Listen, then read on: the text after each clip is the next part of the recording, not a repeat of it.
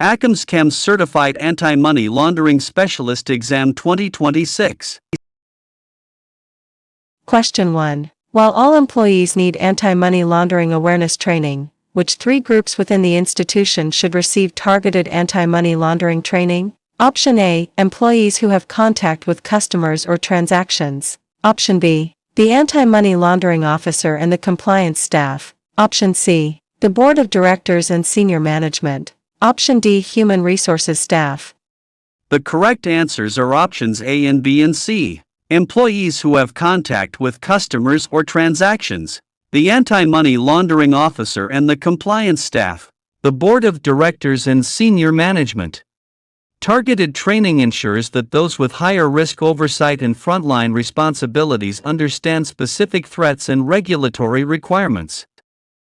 Question 2. A bank account is established for a new business customer. The business was established 5 years ago with an address in another state. The business website contains few details other than stating it is a real estate business. One principal has an international telephone number and appears to be living in another country. The other principal works out of a recreational vehicle. What warrants enhanced due diligence in this scenario? Option A. Shell company. Option B. Human trafficker. Option C. Politically exposed person. Option D. Money laundering through real estate.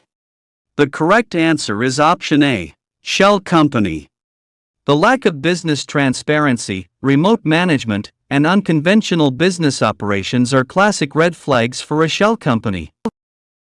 Question 3. A branch manager for a small community bank has a new customer who deposits 450,000 euro checks into one account. Shortly thereafter, the customer goes to another branch and asks to transfer all but 1,500 euro to 3 accounts in different foreign jurisdictions. Which suspicious activity should be the focus of the suspicious transaction report? Option A. The customer opened the account with 4 large checks. Option B. The customer goes to a different branch to make this transaction. Option C. The customer transfers almost all of the funds out of the account. Option D. The customer asks to transfer funds to accounts in 3 different foreign jurisdictions.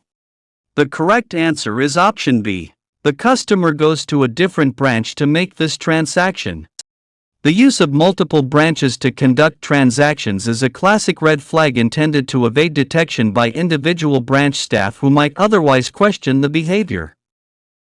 Question 4. A government has instituted new anti-money laundering laws which require all financial institutions to obtain certain information from its customers. Which steps should an institution located in this jurisdiction take to ensure compliance? Option A. Change procedures to require that the necessary information is obtained. Option B. Change procedures and systems as necessary and provide employee training. Option C. Send a notice to customers asking them to provide the necessary information. Option D. Change systems to ensure the required information is automatically obtained from all customers.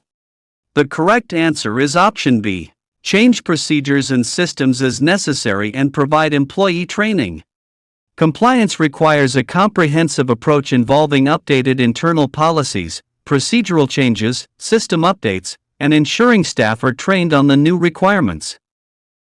Question 5. An anti-money laundering audit identifies a significant weakness in how transaction monitoring alerts are cleared. Audit sampling identified potentially suspicious activity that was cleared as not suspicious. Management accepts the audit finding and develops a remediation plan. What is the role of the auditor during the correction phase? Option A. Directing the remediation of the deficiency in a timely manner. Option B. Developing procedures to provide sufficient risk-based documentation for clearing alerts. Option C. Providing training to the alert clearing department on the importance of effective alert clearing. Option D. Validating the successful remediation of the issue once management indicates the issue is resolved.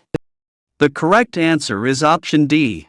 Validating the successful remediation of the issue once management indicates the issue is resolved. The role of the auditor is to remain independent. They validate that the fix implemented by management actually works and addresses the original finding. Question 6. Which method to launder money through deposit-taking institutions is closely associated with international trade? Option A. Forming a shell company. Option B. Using black market peso exchange. Option C, structuring cash deposits or withdrawals. Option D, investing in legitimate businesses with illicit funds. The correct answer is option D, investing in legitimate businesses with illicit funds. Investing in legitimate businesses is a common method of integration. In the context of trade-based money laundering, the black market peso exchange is a specific, well-known mechanism. Question 7. A customer opens a corporate account with a broker-dealer on behalf of several beneficial owners, with a stated long-term investment goal. The customer deposits $25.5 million into the account and 3 days later transfers $5 million to an overseas bank. Shortly thereafter, the customer begins making numerous purchases of pesos. The compliance officer receives a query regarding the movement of funds. Within a month of account opening, the customer depletes the account. Which two red flags should prompt the firm's compliance officer to take action? Option A. The new account deposit is $25.5 million. Option B. A corporate account is opened on behalf of several beneficial owners. Option C. The compliance officer receives the query regarding the movement of funds. Option D. The customer's stated investment goal is not reflective of account activity. The correct answers are options A and D. The new account deposit is $25.5 million. The customer's stated investment goal is not reflective of account activity. Large sudden deposits followed by rapid depletion and activity inconsistent with the stated purpose are clear indicators of potential money laundering. Question 8. What should countries do to help prevent non-profit organizations from being abused for the financing of terrorism according to the Financial Action Task Force 40 recommendations? Option A. Allow for freezing assets of non-profit organizations. Option B. Require all non-profit organizations to register with the country's Financial Intelligence Unit. Option C. Ensure non-profit organizations cannot be used to conceal or obscure the diversion of funds intended for legitimate purposes to terrorist organizations. Option D. Create laws that forbid non-profit organizations from completing cross-border transactions without first running them through known terrorist databases. The correct answer is option C. Ensure non-profit organizations cannot be used to conceal or obscure the diversion of funds intended for legitimate purposes to terrorist organizations.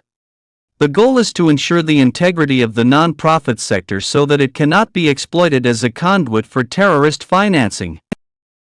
Question 9. An employee hears a colleague on the telephone with a customer giving advice on how to ensure that a suspicious transaction report will not be filed as a result of a future transaction. What action should the employee take? Option A. Report the conversation to the local police. Option B. Report the conversation to the compliance officer. Option C. Tell the colleague that it is against policy to give such advice. Option D. Ignore the situation because the colleague is the relationship manager for that customer.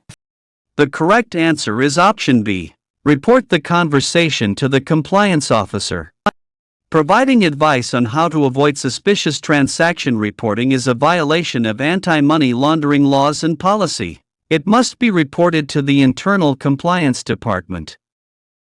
Question 10. The United States Patriot Act requires United States financial institutions to collect certain information from non-United States banks that hold a correspondent account. Which two pieces of information must a non-United States bank provide to its United States correspondent to enable them to comply with this requirement? Option A. The name and address of all shell banks the bank maintains accounts for. Option B. The name and address of all beneficial owners who own 25% or more of the bank. Option C. Prompt notice of any suspicious activity it detects on any customer who uses the correspondent account. Option D. The name and address of a United States person who is authorized to receive service of legal process for the bank.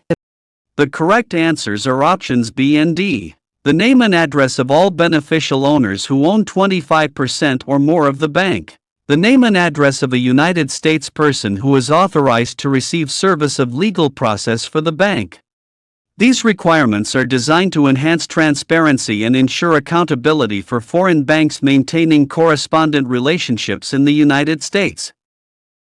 Question 11. What are two legal risks of having inadequate privacy policies and procedures? Option A. Diminished reputation. Option B, industry or regulatory sanctions. Option C, charges of deceptive business practices. Option D, higher marketing and public relations costs. The correct answers are options B and C, industry or regulatory sanctions, charges of deceptive business practices. Inadequate privacy protections can lead to regulatory enforcement actions and legal claims of deceptive practices against consumers. Question 12. The Vice President of the Foreign Correspondent Banking Department at a large United States bank has been notified that a foreign bank with an offshore license wants to open a correspondent account. Which two things must the Vice President acquire under the United States Patriot Act? Option A, a list of all the customers of the correspondent bank. Option B, a list of the types of businesses served by the correspondent bank. Option C, information relating to the foreign bank's anti-money laundering program. Option D, the identity of 10% owners of the correspondent bank, unless it is publicly traded. The correct answers are options A and C, a list of all the customers of the correspondent bank, information relating to the foreign bank's anti-money laundering program. The United States Patriot Act mandates that United States banks obtain information about the anti-money laundering program of the foreign bank and the identity of the bank's customers. Question 13. What is an example of the integration stage of money laundering involving a bank or another deposit-taking institution? Option A, depositing illicit funds into an account set up for a front company. Option B, directing third parties to exchange illicit cash for negotiable instruments. Option C, wiring illicit funds from an account at one bank to an account at another bank. Option D, using illicit funds that had previously been deposited to purchase a luxury vehicle. The correct answer is option D, using illicit funds that had previously been deposited to purchase a luxury vehicle. Integration involves the re-entry of laundered funds into the economy. Purchasing high-value assets like a luxury vehicle is a typical use of integrated funds. Question 14. Which aspect of the United States Patriot Act impacts foreign financial institutions? Option A, requiring enhanced due diligence for foreign shell banks. Option B, expanding sanctions requirements to a United States financial institution's foreign branches. Option C, expanding the anti-money laundering program requirements to all foreign financial institutions. Option D, providing authority to impose special measures on institutions that are of primary money laundering concern. The correct answer is option A, requiring enhanced due diligence for foreign shell banks. The United States Patriot Act specifically targets the use of foreign shell banks by United States financial institutions. Question 15. The compliance officer at a crowdfunding website is in charge of monitoring new crowdfunding projects. Recently, the number of crowdfunding projects has significantly increased. Which red flag indicates the highest anti-money laundering risk? Option A, those with the largest number of donors. Option B, projects that get funding within days of their start. Option C, projects with the highest monetary success threshold. Option D, projects that start and close and are fully funded within a very short period. The correct answer is option D, projects that start and close and are fully funded within a very short period. Rapid funding and closure in a short period suggests the potential for layering or rapid movement of funds without appropriate oversight.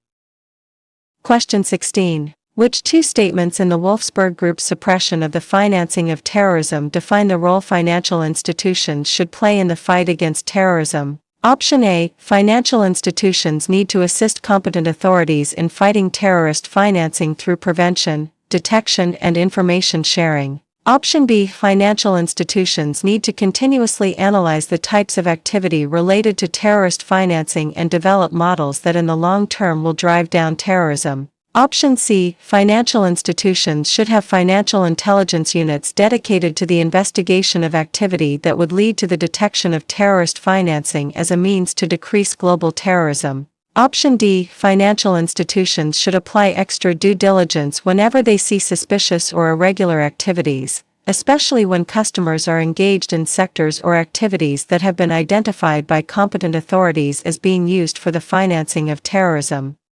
The correct answers are options A and D.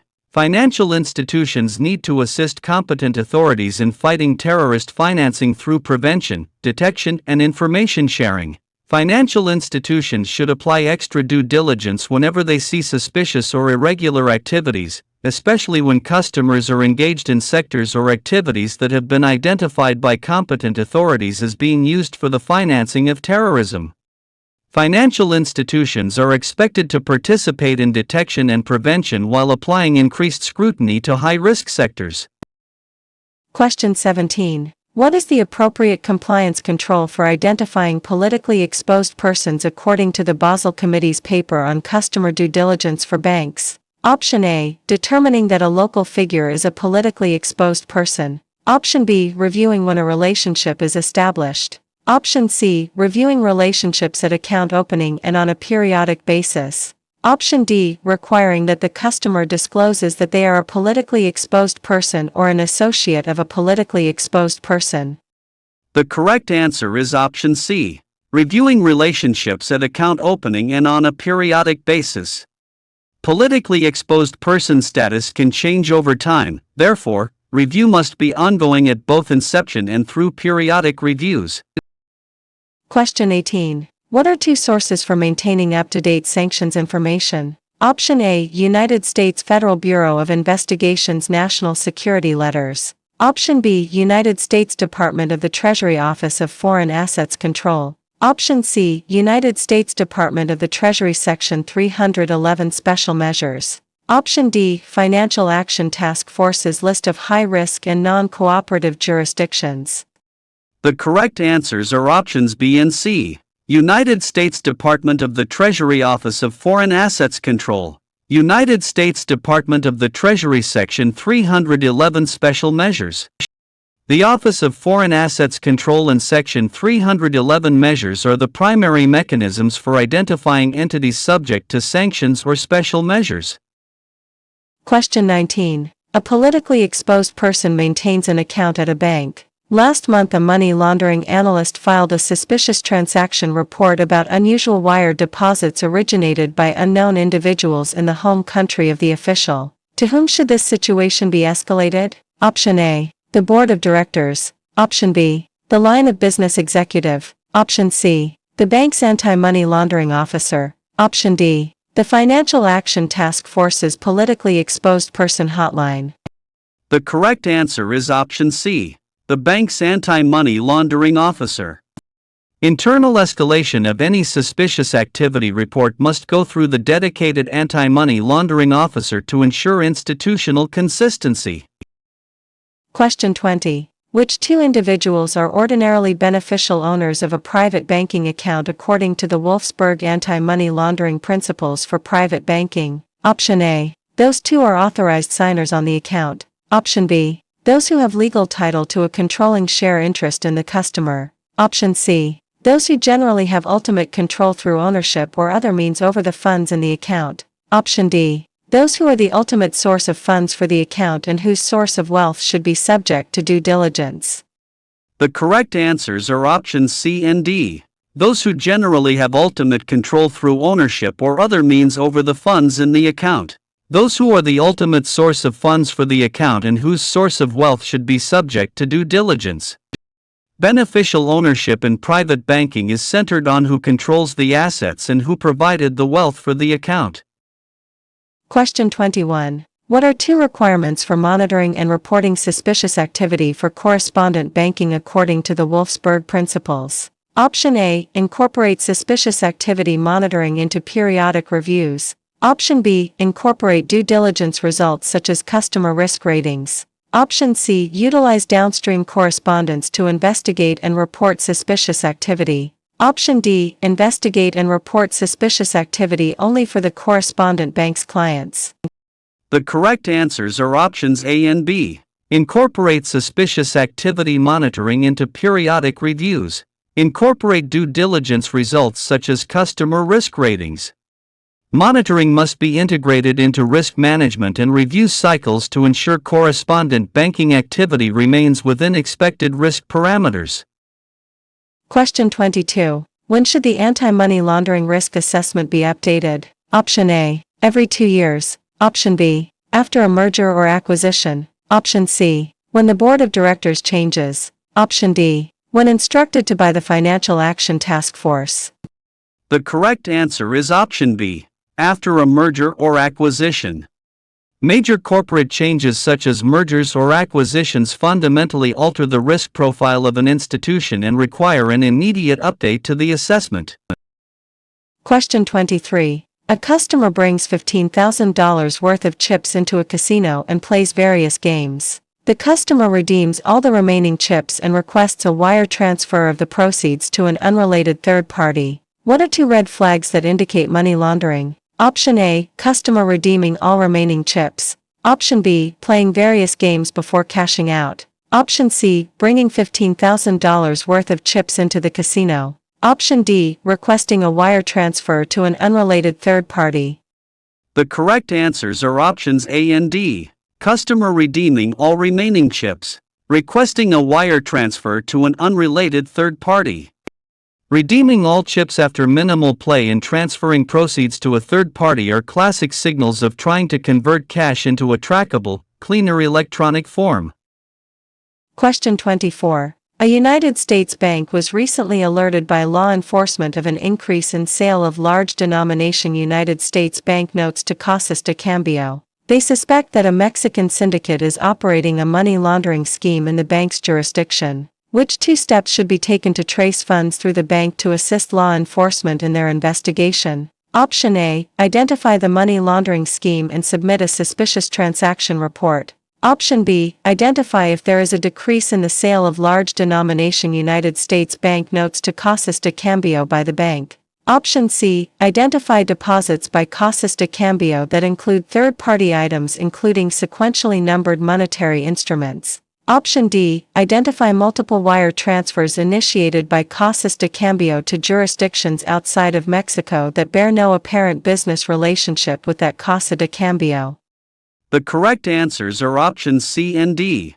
Identify deposits by Casas de Cambio that include third-party items including sequentially numbered monetary instruments. Identify multiple wire transfers initiated by Casas de Cambio to jurisdictions outside of Mexico that bear no apparent business relationship with that Casa de Cambio.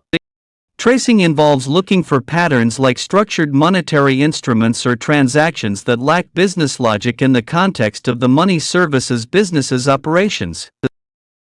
Question 25. Which two factors assist a money laundering investigation that involves multiple countries? Option A, law enforcement and other authorities should have access to financial information that is pertinent to the investigation. Option B, every country should share all their information with foreign law enforcement and government authorities to facilitate rapid investigations. Option C, law enforcement and other authorities should be allowed to establish and utilize joint investigative teams with law enforcement in other countries. Option D, law enforcement and other authorities should not expedite information sharing between countries to ensure that all information is provided at the same time to avoid premature conclusions. The correct answers are options A and C. Law enforcement and other authorities should have access to financial information that is pertinent to the investigation. Law enforcement and other authorities should be allowed to establish and utilize joint investigative teams with law enforcement in other countries.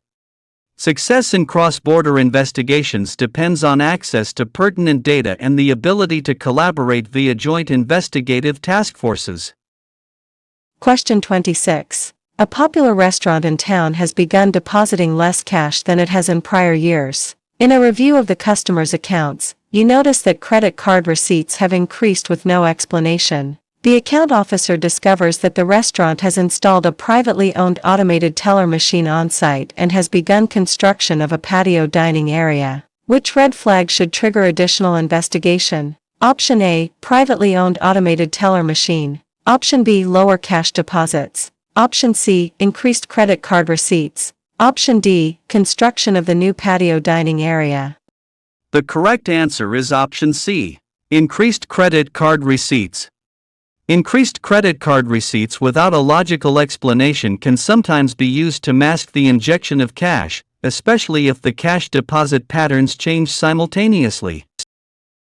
Question 27. Upon a routine account review, a money laundering investigator identified a number of large round dollar wire transfer deposits into a business account owned by a local auto repair shop. The wire transfers all originated from a country that is a known financial secrecy haven with poor anti-money laundering controls. The investigator concludes there appears to be no legitimate business purpose for the wire transfers and files a suspicious transaction report. The owner of the auto repair shop is popular in the community and is a well-known philanthropist. To whom should the investigator escalate these concerns? Option A, Audit Committee. Option B, Chairman of the Board. Option C, the owner of the auto repair shop. Option D, the Compliance Officer.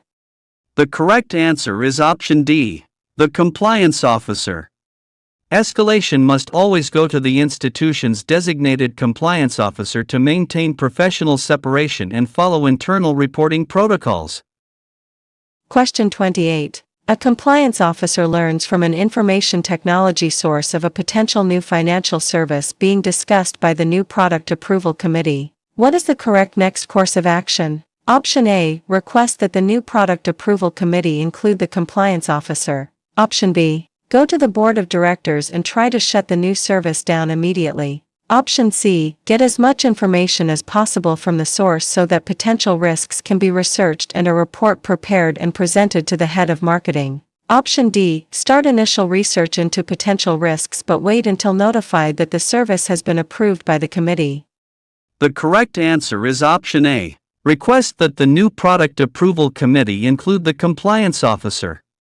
Involvement from the beginning ensures compliance by design, allowing the compliance officer to influence the product's structure and controls.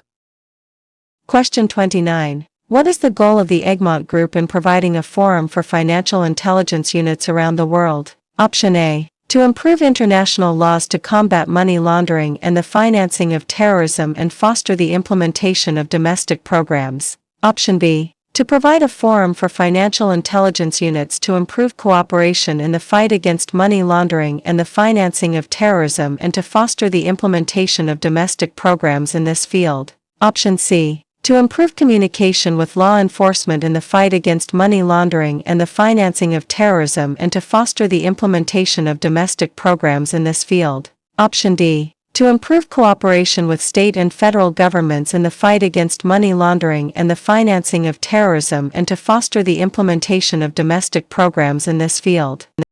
The correct answer is option B, to provide a forum for financial intelligence units to improve cooperation in the fight against money laundering and the financing of terrorism and to foster the implementation of domestic programs in this field.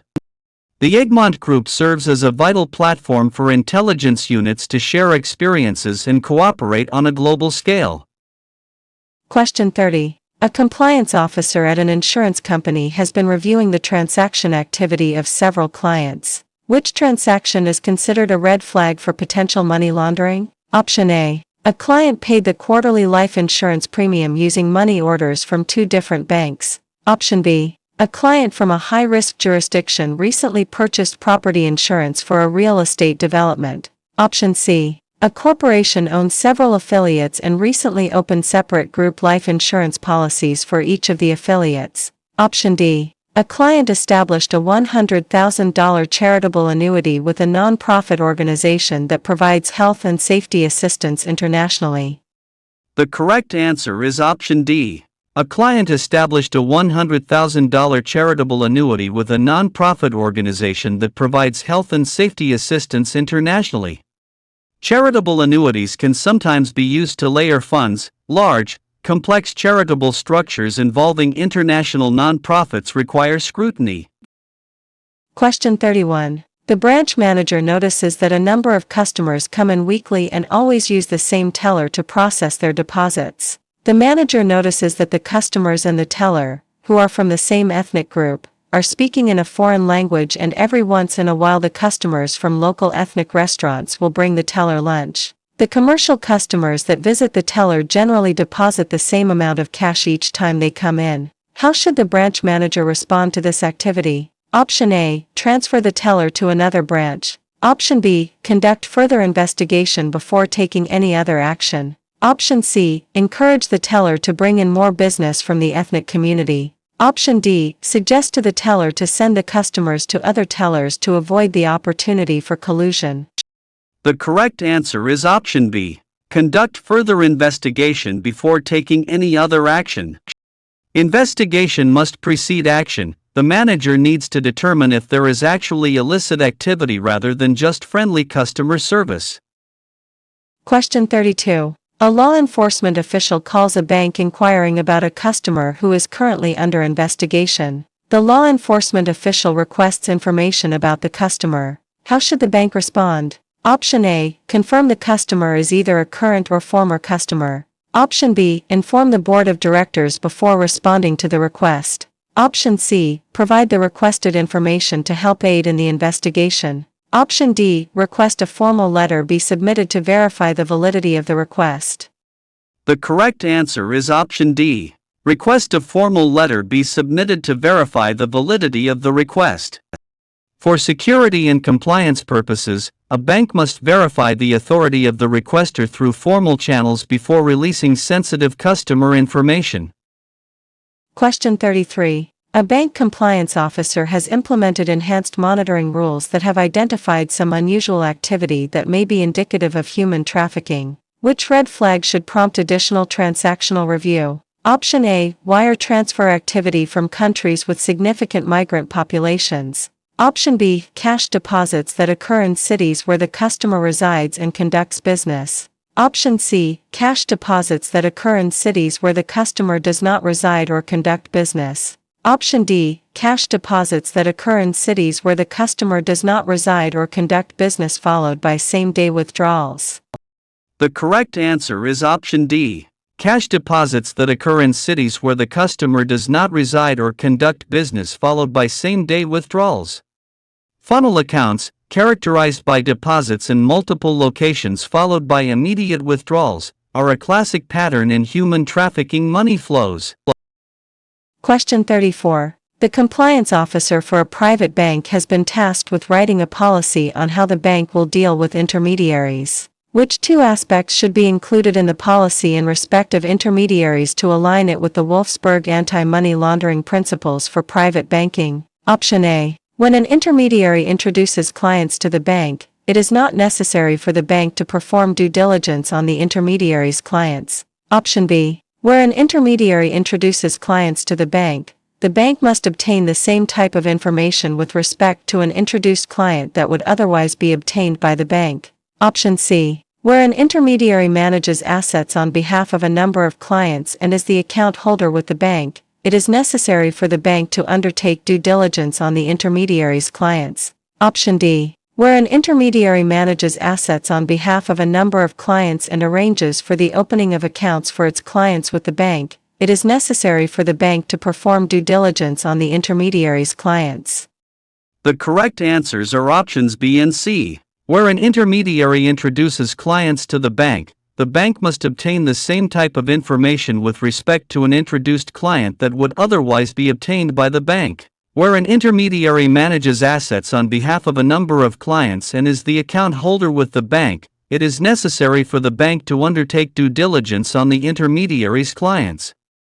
Banks must maintain their due diligence standards regardless of the intermediary, and if the intermediary hides client identities, the bank must conduct its own verification. Question 35. A non-United States bank wants to open an account at Bank A, which is a United States-based bank. Which information must Bank A obtain under the United States Patriot Act? Option A. A complete client list from the non-United States bank. Option B. The identity of owners and percentage of ownership of the non-United States bank. Option C. The identity of the management team at the non-United States bank. Option D. The details of the non-United States bank's anti-money laundering compliance training program. The correct answer is option B. The identity of owners and percentage of ownership of the non-United States bank.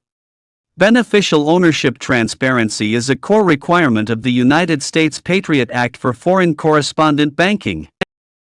Question 36. Which insurance product is particularly vulnerable to money laundering? Option A. Annuity. Option B. Casualty. Option C. Collateral. Option D. Regulated pension. The correct answer is option A. Annuity. Annuities are often used due to their liquidity and the ability to surrender them, which can facilitate the placement and layering phases of money laundering. Question 37. What is an essential element of Know Your Customer standards according to the Basel Committee's Customer Due Diligence for Banks paper? Option A. Annual staff training. Option B. A customer acceptance policy. Option C. The same Know Your Customer requirements must be applied in all cases. Option D. All completed Know Your Customer documents must be reviewed by a senior manager not involved in the account opening process. The correct answer is option B. A customer acceptance policy. A formalized customer acceptance policy is a foundational requirement to ensure the bank understands who it is doing business with. Question 38. A foreign bank operating under an offshore license wants to open a correspondent account with a United States bank. The foreign bank plans to provide payable through account services to some of its customers. What must the foreign bank provide to the United States bank under the United States Patriot Act? Option A. A list of politically exposed persons who are owners of the correspondent bank. Option B. A list of account holders at the financial institution who will use the payable through account. Option C. The person in the United States who can receive service of legal process for the correspondent bank. Option D. A list of anti-money laundering training records for the financial institution employees monitoring payable through account transactions. The correct answer is option C. The person in the United States who can receive service of legal process for the correspondent bank. Designating an agent for service of process in the United States is a legal requirement for foreign banks offering payable through services. Question 39. An institution has made the decision to exit a client relationship due to anti-money laundering concerns. Prior to starting the closeout process, the institution receives a written request from a law enforcement agency to keep the account open. The client is the subject of an ongoing investigation and law enforcement wants the institution to continue to monitor the account and report any suspicious activity. What is a primary consideration the institution should keep in mind when deciding whether to agree to this request? Option A. The anticipated cost of complying with the law enforcement request. Option B. The number of suspicious transaction reports previously filed on the client. Option C. The fact that the institution has a solid record in complying with law enforcement requests. Option D. Whether the institution can continue to meet its regulatory obligations with the accounts open. The correct answer is option D. Whether the institution can continue to meet its regulatory obligations with the accounts open. The institution must balance the request to assist law enforcement against its own ongoing obligation to maintain a compliant program and mitigate its own risk. Question 40. An immigrant residing in the United States opens a bank account that includes a debit card. Several months later, the transactional monitoring system identifies small deposits into the account followed by corresponding ATM withdrawals from a country bordering a conflict zone. How should the bank respond? Option A. Block any further activity. Option B. File a suspicious transaction report. Option C. Initiate an investigation into the activity. Option D. Contact the customer if the transaction activity continues. The correct answer is option C. Initiate an investigation into the activity. Before taking definitive action, the bank must investigate the activity to determine if it is a legitimate transaction or a potential layering effort for terrorist financing. Question 41. A customer living in a high-risk jurisdiction makes frequent, large cash deposits at a bank. The same customer sends small wire transfers to unrelated parties in other high-risk jurisdictions. What are two red flags that may indicate money laundering? Option A. The bank allows cash deposits. Option B. The client resides in a high-risk jurisdiction. Option C. Wire transfers are to high-risk jurisdiction. Option D. Large cash deposits are from a high-risk jurisdiction. The correct answers are options C and D. Wire transfers are to high-risk jurisdiction. Large cash deposits are from a high-risk jurisdiction. Large cash deposits originating from risky areas, combined with outgoing transfers to other high-risk areas, are classic indicators of potential money laundering. Question 42. A retail bank has acquired a credit card business. The bank's anti-money laundering policy requires that new employees are trained within 30 days of their hire date, and refresher training is delivered to all employees on an annual basis. Is the bank's anti-money laundering training adequate to be delivered to employee of the newly acquired credit card business? Option A. Yes, the existing training covers the bank's policies, procedures, and processes. Option B. No. Anti-money laundering training needs to be delivered face-to-face for credit card businesses. Option C. No. Anti-money laundering training needs to be tailored and focused on the risks specific to the business. Option D. Yes. The existing training covers the anti-money laundering regulations that the bank is required to follow. The correct answer is option C. No, anti-money laundering training needs to be tailored and focused on the risks specific to the business.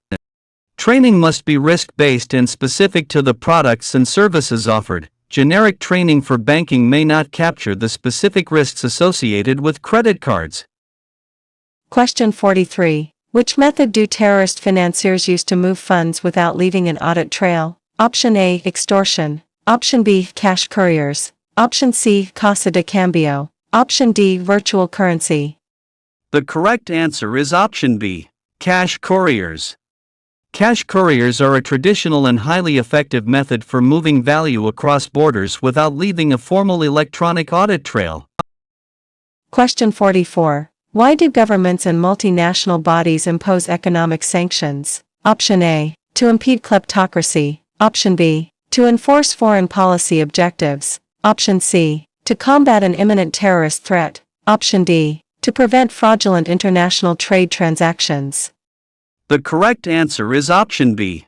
To enforce foreign policy objectives. Sanctions are a non-military tool used to exert pressure on foreign actors to change their behavior in accordance with national or international policy. Question 45. In reviewing recent activity, a compliance officer for a money transmitter notices that several customers are each remitting the same amount of money but much more frequently. How should the institution respond? Option A. File a suspicious transaction report. Option B. Instruct the tellers not to process remittances for these customers in the future. Option C. Conduct further investigation to determine whether this is truly suspicious activity. Option D. Immediately contact the customers and ask them why they are remitting money more often. The correct answer is option C. Conduct further investigation to determine whether this is truly suspicious activity. Before filing a report, the institution must confirm that the behavioral change is indeed suspicious rather than a legitimate change in the customer's financial needs.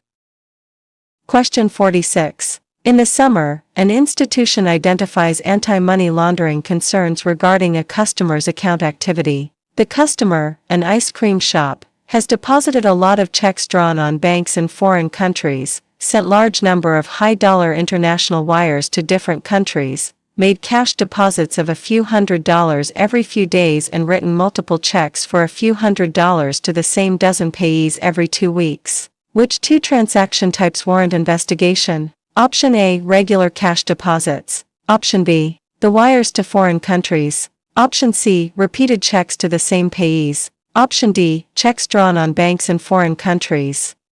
The correct answers are options B and D. The wires to foreign countries. Checks drawn on banks in foreign countries. International wire transfers and foreign checks are high-risk channels that, when combined with an inconsistent business profile like a local ice cream shop, indicate potential layering. Question 47. Which three methods are commonly used by an accountant to launder money? Option A. Representing a client in court. Option B. Understating income to take a tax loss. Option C. Overstating income to hide excess cash. Option D. Acting as a conduit for transferring cash between accounts. The correct answers are options B and C and D. Understating income to take a tax loss. Overstating income to hide excess cash. Acting as a conduit for transferring cash between accounts. Accountants can be exploited to move funds, manipulate income reports, or act as an intermediary, all of which facilitate money laundering. Question 48. A bank located in Arizona is considering a loan application for a new client. The collateral for the loan is a property in Florida. The loan will be in the name of a limited company whose ownership is not disclosed to the bank. The company was established by a New York-based attorney. The loan will be repaid by the company in monthly wire transfers of $9,000, which is more than the required monthly payment. Which aspect indicates potential for money laundering? Option A. The limited company's ownership is not disclosed to the bank. Option B. The collateral, a property in Florida, is not located in Arizona. Option C. The repayment in the amount of $9,000 indicates potential structuring. Option D. The attorney associated with the account is outside the bank's lending area. The correct answer is option A. The limited company's ownership is not disclosed to the bank. Non-disclosure of beneficial ownership is a major red flag as it conceals the actual parties behind the transaction. Question 49. What is a key risk associated with correspondent accounts according to the Basel Customer Due Diligence Paper? Option A. It is not used on a daily basis. Option B. The service fees are insufficient to cover the cost of managing the account. Option C. The respondent bank's customer acceptance and know your customer policies are ineffective. Option D. The volume and value of transactions passing through the account may not be in line with the original correspondent agreement. The correct answer is option C. The respondent bank's customer acceptance and know your customer policies are ineffective. The primary risk in correspondent banking is that the respondent bank is failing to perform proper due diligence, effectively passing that risk onto the correspondent bank. Question 50. A law enforcement agency is reviewing a suspicious transaction report filed by a financial institution for suspicious activity on a client's account. Subsequently, the agency requests further information. Which supporting documentation might the law enforcement agency request from the institution to facilitate its investigation? Option A. Previously filed suspicious transaction reports on the same customer. Option B. Account opening documents and account statements. Option C. Copies of promotional materials sent to the customer. Option D. A copy of the institution's suspicious transaction report policy and procedures. The correct answer is option B. Account opening documents and account statements. Account opening documents provide the necessary foundation for investigators to verify identity and identify patterns of behavior. Question 51. A new compliance officer is reviewing the bank's anti-money laundering program and notices that the risk assessment was completed 6 months ago. Since that time, the bank acquired another financial institution, renamed the Internal Records Group, and streamlined cash handling procedures. Which factor causes the compliance officer to update the bank's risk assessment? Option A. The bank acquired another institution. Option B. The Internal Records Group has been renamed. Option C. The cash handling procedures were streamlined. Option D. The risk assessment was completed 6 months ago. The correct answer is option A. The bank acquired another institution. Acquisitions represent a significant expansion of the institution's customer base and risk profile, requiring an immediate review of the risk assessment. Question 52. The Wolfsburg anti-money laundering principles for private banking require new clients to be approved by whom? Option A. The board of directors. Option B. Only the private banker. Option C. The private banker's supervisor. Option D. At least one person other than the private banker. The correct answer is option D. At least one person other than the private banker. Dual approval is a fundamental control to ensure that one person cannot open an account without an independent second pair of eyes evaluating the risks. Question 53. Which two factors should increase the risk of a correspondent bank customer and require additional due diligence according to the Wolfsburg anti-money laundering principles for correspondent banking? Option A. The customer is located in a financial action task force member country and provides services primarily to a local individual customer. Option B. The customer is located in a financial action task force member country and the bank's head of information security is a politically exposed person. Option C. The customer is located in a financial action task force member country and provides services to other correspondent banks in neighboring countries. Option D. The customer is located in a non-financial action task force member country and services mostly commercial customers who engage in international trade. The correct answers are options C and D. The customer is located in a financial action task force member country and provides services to other correspondent banks in neighboring countries. The customer is located in a non-financial action task force member country and services mostly commercial customers who engage in international trade. Nested relationships and operating in jurisdictions with weak controls are significant risk amplifiers that necessitate enhanced due diligence. Question 54. In which two ways does a government financial intelligence unit interact with public and private sectors? Option A. It governs the methods of investigation used by competent authorities. Option B. It mediates disputes between financial institutions and investigative authorities. Option C. It receives and analyses disclosures filed by financial and non-bank institutions. Option D. It disseminates information and the results of its analysis to competent authorities. The correct answers are options C and D. It receives and analyses disclosures filed by financial and non-bank institutions. It disseminates information and the results of its analysis to competent authorities. The core functions of a financial intelligence unit are the collection, analysis, and dissemination of intelligence to relevant law enforcement and investigative bodies.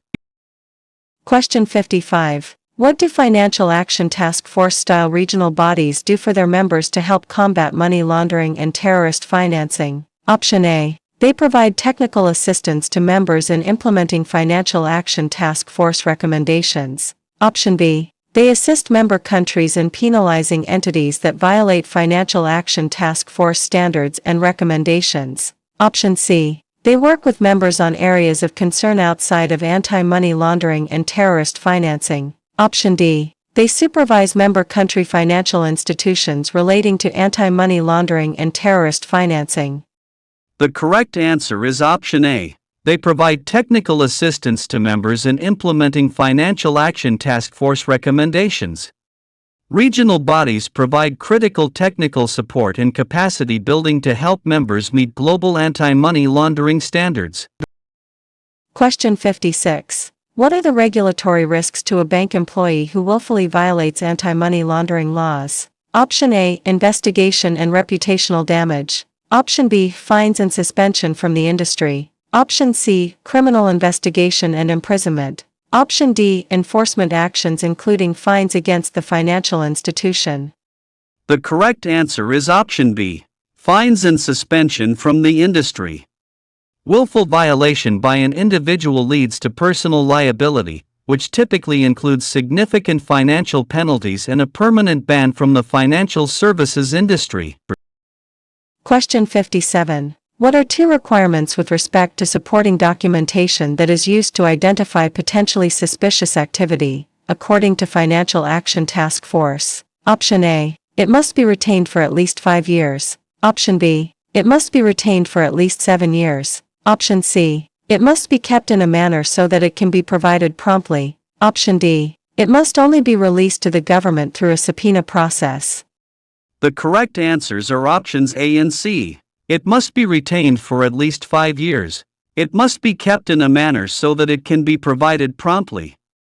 Records must be preserved for a sufficient time period and maintained in an accessible manner to facilitate efficient investigations. Question 58. What are two reasons physical certificates present a money laundering risk to broker-dealers? Option A. The trade information on a physical certificate can be easily altered. Option B. Physical certificates do not expire and may be held by the owner for perpetuity. Option C. There is little information readily available to the broker confirming the source of the funds. Option D. Physical certificates may be provided to nominees for deposit or settled in off-market transactions. The correct answers are options A and D. The trade information on a physical certificate can be easily altered. Physical certificates may be provided to nominees for deposit or settled in off-market transactions. Physical certificates are highly susceptible to forgery and can be used to transfer value in an untraceable, off-market manner. Question 59. An automotive parts company in South America sends multiple $500,000 wire transfers per week to ABC Holdings Limited in Asia referencing payment for silk flower shipments. Research reveals Sunrise Holdings Limited is registered in the British Virgin Islands with no available ownership information. What are two red flags that indicate how trade-based money laundering could be occurring in this instance? Option A. The transaction involves the use of front or shell companies. Option B. The packaging is inconsistent with the commodity or shipping method. Option C. Significant discrepancies appear between the description of the commodity on the bill of lading and the invoice. Option D. The type of commodity being shipped appears inconsistent with the exporter or importer's regular business activities. The correct answers are options A and D. The transaction involves the use of front or shell companies. The type of commodity being shipped appears inconsistent with the exporter or importer's regular business activities. The use of shell companies combined with commodities that do not match the business profile are classic indicators of trade-based money laundering. Question 60. The branch manager calls the compliance officer and informs her that a law enforcement officer has just left the branch and was asking a lot of questions and left a business card. What should the compliance officer do? Option A. File a suspicious transaction report. Option B. Follow up to verify that the officer received all necessary information. Option C. Verify that the reported officer was an actual authorized representative. Option D. Require the branch manager to write a detailed memo about the request. The correct answer is option C. Verify that the reported officer was an actual authorized representative. Protecting the institution from social engineering requires independent verification of any law enforcement credentials before providing any information. Question 61. What is a major economic consequence of money laundering through the use of front companies? Option A. Placing more emphasis on manufacturing. Option B. Weakening of the legitimate private sector. Option C. Creating a more competitive pricing environment. Option D. Aligning management principles between criminal enterprises and legitimate businesses. The correct answer is option B. Weakening of the legitimate private sector. Front companies often distort market prices and compete unfairly with legitimate businesses, ultimately weakening the broader private sector. Question 62. An institution is about to release a new peer-to-peer funds transfer product to provide much-needed remittance services to an underbanked population segment in the country. The service allows customers to transfer funds through a mobile banking application to individuals worldwide entering only a name and mobile number. The new service charges less than comparable market solutions and offers real-time transfer of funds. The customer onboarding process is conducted at branch locations with identity verification. Which three present the highest anti-money laundering or sanctions risk and will require controls prior to launch? Option A. Customer onboarding. Option B. Cross-border functionality. Option C. Real-time transfer of funds. Option D. Servicing the underbanked population. Option E. Limited access to counterparty information. The correct answers are options B and C and E. Cross-border functionality. Real-time transfer of funds. Limited access to counterparty information. High-speed, international transfers combined with limited transparency regarding the counterparty represent a high-risk environment that requires robust controls. Question 63. What is true regarding disclosure to a law enforcement agency by a financial institution of the supporting documentation for a suspicious transaction report? Option A. Documentation must be provided as quickly as possible using email. Option B. The financial institution may notify the account holder of the request. Option C. Confirm that the request originated from a representative of the law enforcement agency. Option D. A copy of all the documentation released must also be provided to the account holder's attorney. The correct answer is option C. Confirm that the request originated from a representative of the law enforcement agency. Security and authentication are paramount when releasing sensitive documentation to avoid falling victim to fraudulent requests. Question 64. As a result of an audit, a policy exception was identified that had been approved by the compliance officer. The auditor determined that the policy exception is a violation of a regulatory requirement. What should the auditor do? Option A. Advise the compliance officer on how to appropriately respond to policy exceptions. Option B. Include the regulatory violation in the audit report and report it to the board of directors. Option C. Consult with legal counsel to determine if the approval of the policy exception was acceptable. Option D. Include the regulatory violation in the audit report and recommend the compliance officer be subject to disciplinary action by the board of directors.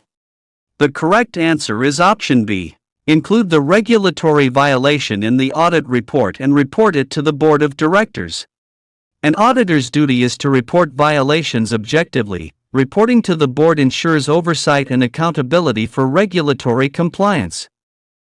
Question 65. A foreign politically exposed person requests to add a beneficiary to a life insurance policy. How should the request be processed to mitigate risk? Option A. Perform due diligence on the beneficiary. Option B. Determine the source of wealth and source of funds. Option C. Decline the request if the beneficiary is a foreign politically exposed person. Option D. Decline the request to add a beneficiary due to increased risk.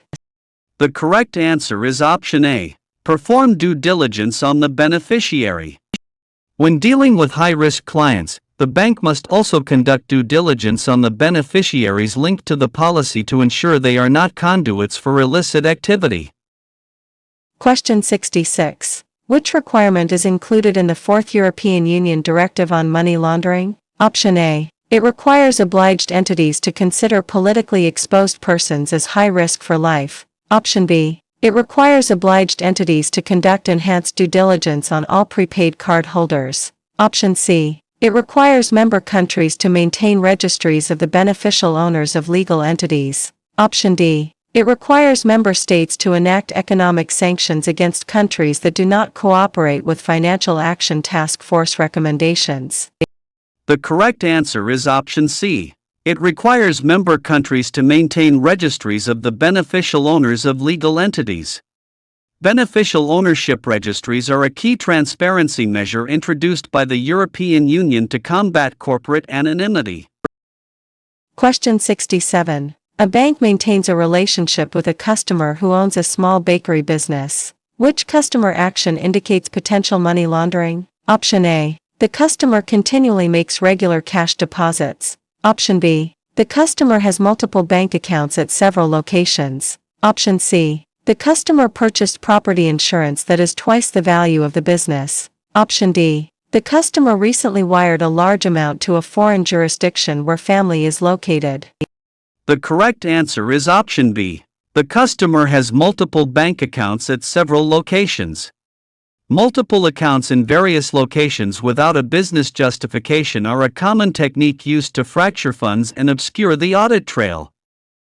Question 68. A United Kingdom real estate agent has 3 foreign clients interested in purchasing an apartment building, valued at £30 million, in the outskirts of London as an investment property. The clients are not willing to have their names provided to the bank. The clients want to purchase to be made in the names of 3 private companies for privacy reasons. The plan is to wire the funds into an account held in the name of another private company at a bank in London. Which red flag should stop the agent from discussing this potential purchase further? Option A. The clients are foreign. Option B. The clients have the funds necessary to fund a £30 million purchase. Option C. The clients are not willing to have their names provided to the bank. Option D. The clients want to purchase to be made in the names of the private companies.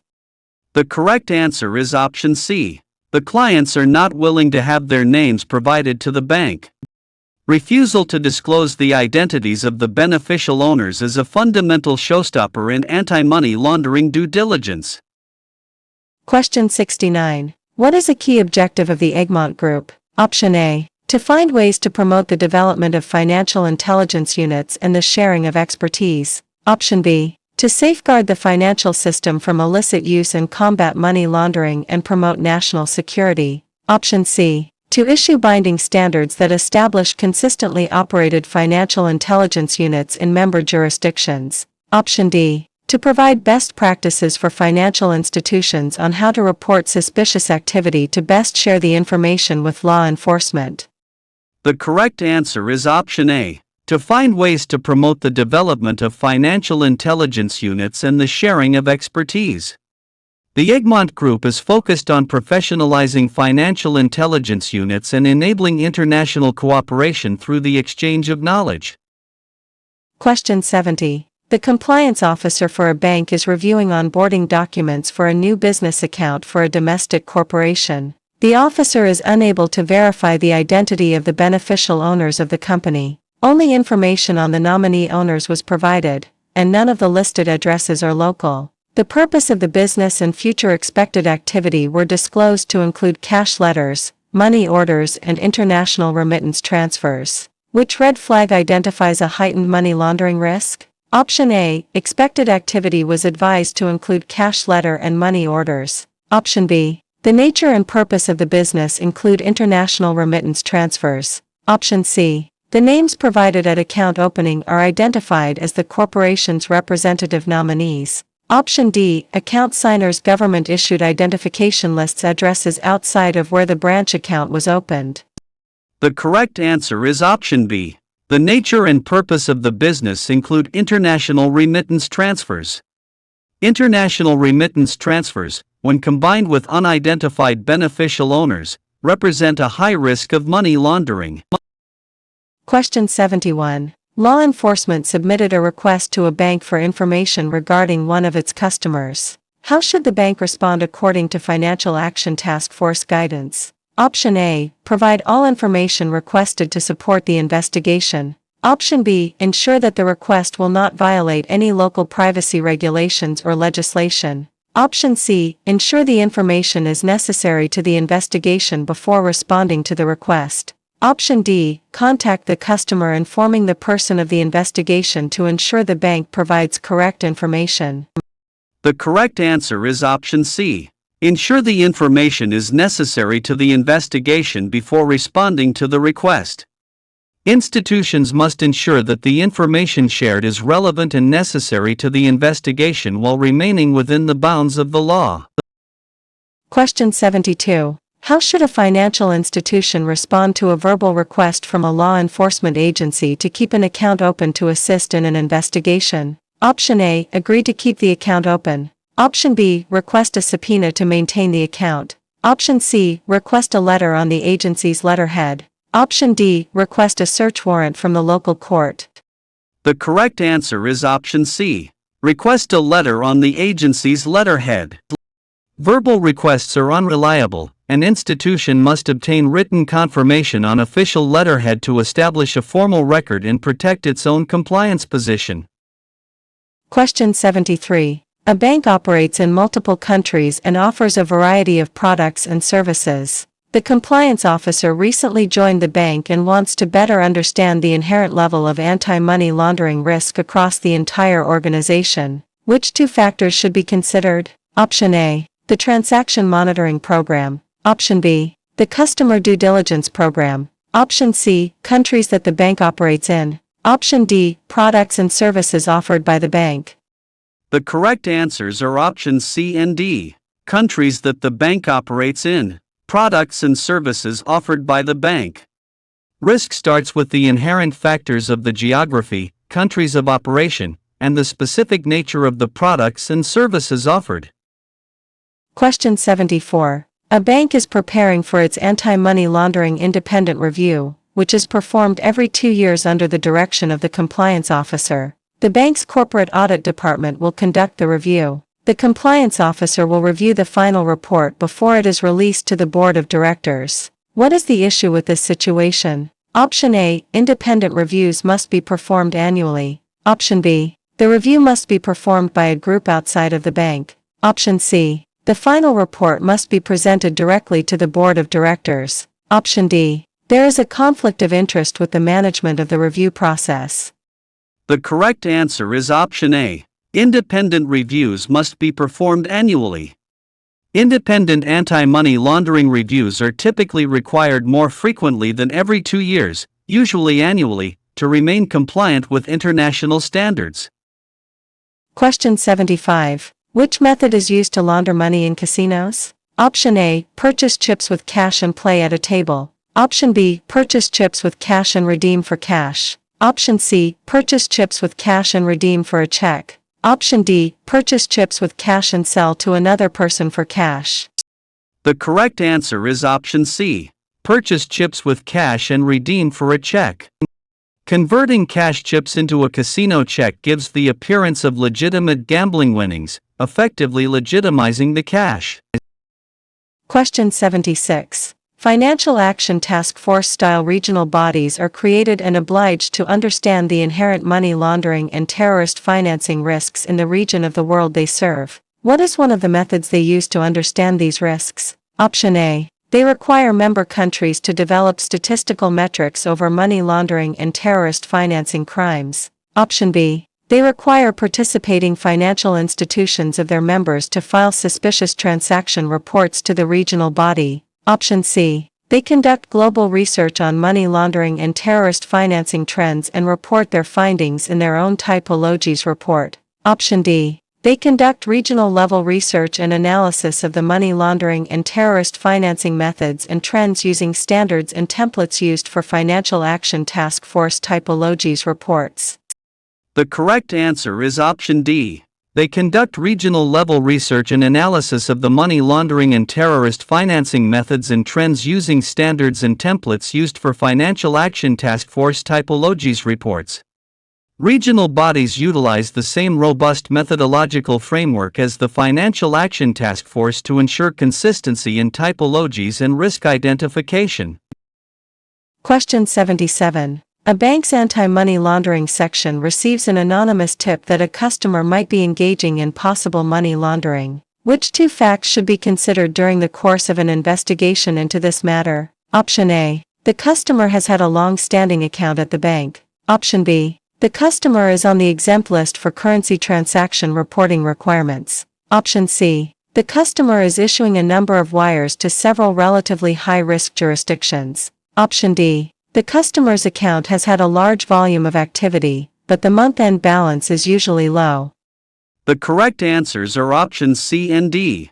The customer is issuing a number of wires to several relatively high-risk jurisdictions. The customer's account has had a large volume of activity, but the month-end balance is usually low.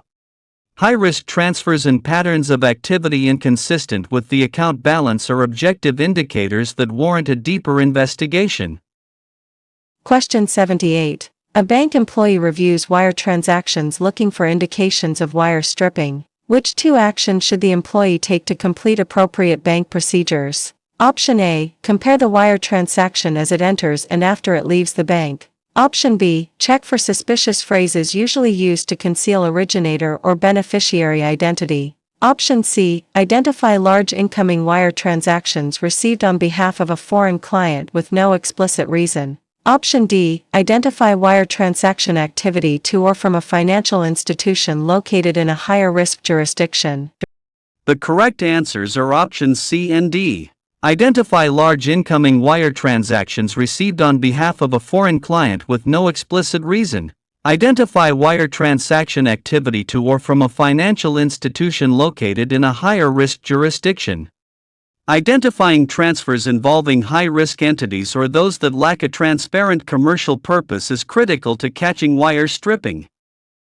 Question 79. A compliance officer provides an overview of the bank's anti-money laundering program to a group of new tellers during employee orientation. Which training element should be delivered to this audience? Option A. Results of recent risk assessments. Option B. Large cash transaction reporting procedures. Option C. The financial institution's surprise cash audit policy. Option D. Past check fraud losses incurred by the financial institution. The correct answer is option B. Large cash transaction reporting procedures. Frontline staff, such as tellers, must specifically understand the procedures for reporting large cash transactions as part of their day-to-day duties. Question 80. Which red flag indicates high potential for money laundering in a real estate purchase? Option A. The purchaser is a nominee. Option B. The purchaser had a previous bankruptcy. Option C. The purchaser owns a cash-intensive business. Option D. The purchaser is not a resident where the property is located. The correct answer is option C. The purchaser owns a cash-intensive business. Cash-intensive businesses are often used as a front to wash money, which is then used to buy real estate as a form of integration.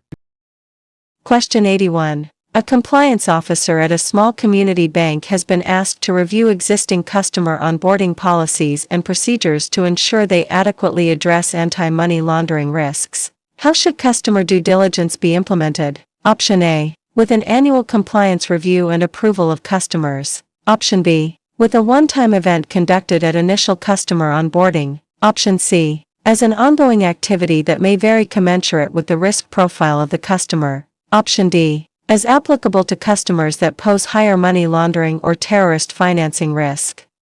The correct answer is option C. As an ongoing activity that may vary commensurate with the risk profile of the customer. Customer due diligence is not a static event, it must be performed continuously, with intensity that reflects the customer's risk profile. Question 82. A bank compliance officer discovers cash deposit activity inconsistent with the expected and historical cash activity within the personal accounts of the chairman of the board.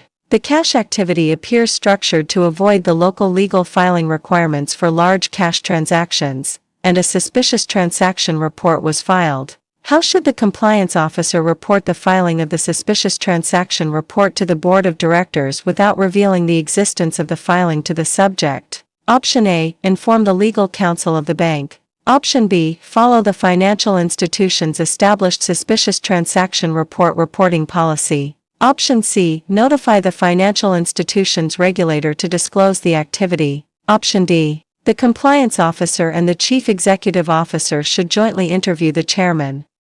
The correct answer is option A. Inform the legal counsel of the bank.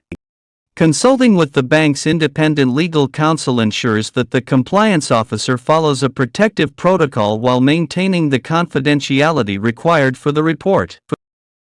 Question 83. Under which two circumstances may law enforcement be given access to a financial institution customer's financial records? Option A. If the person is named in a suspicious transaction report. Option B. If law enforcement serves a legal summons or subpoena. Option C. If the investigation of a customer is made public in the media. Option D. If law enforcement has circumstantial evidence to suspect money laundering. The correct answers are options A and B. If the person is named in a suspicious transaction report. If law enforcement serves a legal summons or subpoena. Financial records can be shared when they are part of a formal disclosure like a suspicious transaction report or when mandated by a court-issued subpoena. Question 84. Findings from a regulatory examination report states that the job descriptions of personnel outside of the compliance department do not include references to anti-money laundering responsibilities. Which action should the firm take? Option A. Update all job descriptions to include anti-money laundering responsibilities. Option B. Respond that only compliance personnel have anti-money laundering responsibilities. Option C. Send an email to all staff stating that personnel must observe the anti-money laundering policy. Option D. Reply that a description of anti-money laundering responsibilities is included in the annual training. The correct answer is option A. Update all job descriptions to include anti-money laundering responsibilities. Anti-money laundering is a responsibility of the entire firm. Including these duties in job descriptions ensures that everyone understands their role in the defense system. Question 85. What must be materially true regarding transactions for United States sanctions laws to have jurisdiction? Option A. Transactions are traced to illegal proceeds. Option B. Transactions are processed by a United States person. Option C. Transactions are stripped of beneficial owner information. Option D. Transactions are identified as proceeds of foreign corruption. The correct answer is option B. Transactions are processed by a United States person.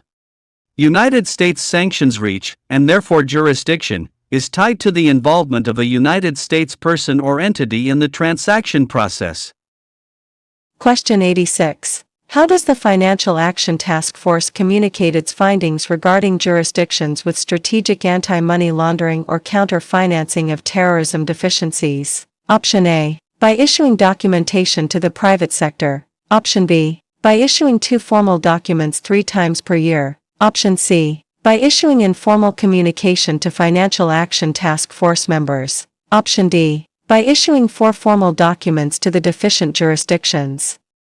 The correct answer is option B. By issuing 2 formal documents 3 times per year. The group uses formal, scheduled releases to update the global financial system on jurisdictions that pose significant risks to integrity. Question 87. A recent anti-money laundering audit revealed several regulatory reporting violations and lapses with the organization's anti-money laundering policy. As a result, the compliance officer has created a follow-up matrix to document progress in correcting the identified deficiencies. To whom should the compliance officer provide regular updates of corrective action to help ensure the appropriate oversight? Option A. Audit management. Option B. Human resources. Option C. Business line managers. Option D. Designated board committee. The correct answer is option D. Designated board committee. A board committee provides the necessary governance and authority to ensure that management stays committed to the remediation plan. Question 88. A corporate services provider in a European Union country has a prospect from an African country who deals in oil and gas. The prospect intends to develop an oil terminal in his home country with a $75 million loan secured by a third party, which is a trust formed in a Caribbean island with a holding company based in a European secrecy haven. A young lady is presented as an ultimate beneficial owner who has gained her wealth through a fitness studio in her home country. What are 2 red flags that could indicate money laundering or financing terrorism? Option A. A loan worth $75 million with a third-party guarantor. Option B. The guarantor company's ownership structure is overly complex. Option C. The prospect wishes to have a corporate structure with a holding company in European Union country. Option D. The ultimate beneficial owner is young lady who has gained her wealth through a small business. The correct answers are options B and D. The guarantor company's ownership structure is overly complex. The ultimate beneficial owner is young lady who has gained her wealth through a small business. Complex ownership structures combined with individuals whose wealth does not match their stated background are major indicators of money laundering. Question 89. The anti-money laundering compliance officer for a small money transmitter has several agent locations in the same geographic area in the United States. The customers are immigrants from country A and the majority of the funds are remitted to country A. In a meeting with one of the agents, it is recently discovered that 2 new customers have been coming in 3 times a week and sending funds to the same recipient in country B. Each cash transaction always totals exactly $8,000. What should alert the agent to possible money laundering activity by the 2 customers? Option A. They remit funds to the same person. Option B. They have been coming in 3 times a week. Option C. It is unusual for customers to remit to country B. Option D. Each of their transactions is just below the cash reporting threshold. The correct answer is option D. Each of their transactions is just below the cash reporting threshold. The use of exact amounts just below the regulatory reporting threshold is a classic example of structuring to avoid detection. Question 90. A bank receives an anonymous tip from an employee about another employee through its confidential hotline. Which activity warrants further review? Option A. A mortgage officer works with home loan applicants to resolve adverse credit issues. Option B. An employee in bookkeeping accepts funds transfer requests from customers via telephone. Option C. An employee in accounting works with customers to help understand how to reduce service charges. Option D. A teller distributes bank brochures to customers who regularly conduct cash transactions below reporting limits. The correct answer is option B. An employee in bookkeeping accepts funds transfer requests from customers via telephone. Accepting funds transfer requests via telephone bypasses key identity and authorization controls, making it highly susceptible to manipulation. Question 91. A bank located in New York has identified suspicious transactions at a correspondent bank in China. For one of the international customers, the correspondent bank is not following agreed-upon protocols. Which factor indicates that the bank should terminate the relationship? Option A. The correspondent bank has opened branches in a country on the Office of Foreign Assets Control list. Option B. The compliance officer at the correspondent bank is currently being investigated due to bribery allegations. Option C. The correspondent bank has recently exceeded acceptable limits in the primary bank's recently developed risk model. Option D. The primary institution has requested transactional details from the correspondent bank to aid in their investigation. The correct answer is option C. The correspondent bank has recently exceeded acceptable limits in the primary bank's recently developed risk model. Exceeding predefined risk limits signifies that the correspondent bank is no longer operating within the safe parameters established by the primary institution. Question 92. Which two channels can be utilized during a cross-border money laundering investigation to assist in gathering information according to Financial Action Task Force? Option A. Contacting existing liaison officers in the foreign jurisdiction. Option B. Exchanging information between national law enforcement agencies. Option C. Contacting the potential suspect or their family members to request information. Option D. Submitting only formal requests for information to a financial intelligence unit. The correct answers are options A and B. Contacting existing liaison officers in the foreign jurisdiction. Exchanging information between national law enforcement agencies. Cooperation between law enforcement agencies and the use of liaison officers are vital for information exchange across borders. Question 93. During a law enforcement investigative interview regarding potential money laundering, the suspect starts making assertions and statements that the investigator believes are false. How should the investigator respond? Option A. Inform the suspect that deception is obvious and continue the interview. Option B. Advise the suspect that the interview will be terminated if there is suspicion of deception. Option C. Direct the interview in another direction until there is better rapport before returning back to the troubling questions. Option D. Ask questions of a material nature about the suspected false statements without revealing the suspected deception. The correct answer is option D. Ask questions of a material nature about the suspected false statements without revealing the suspected deception.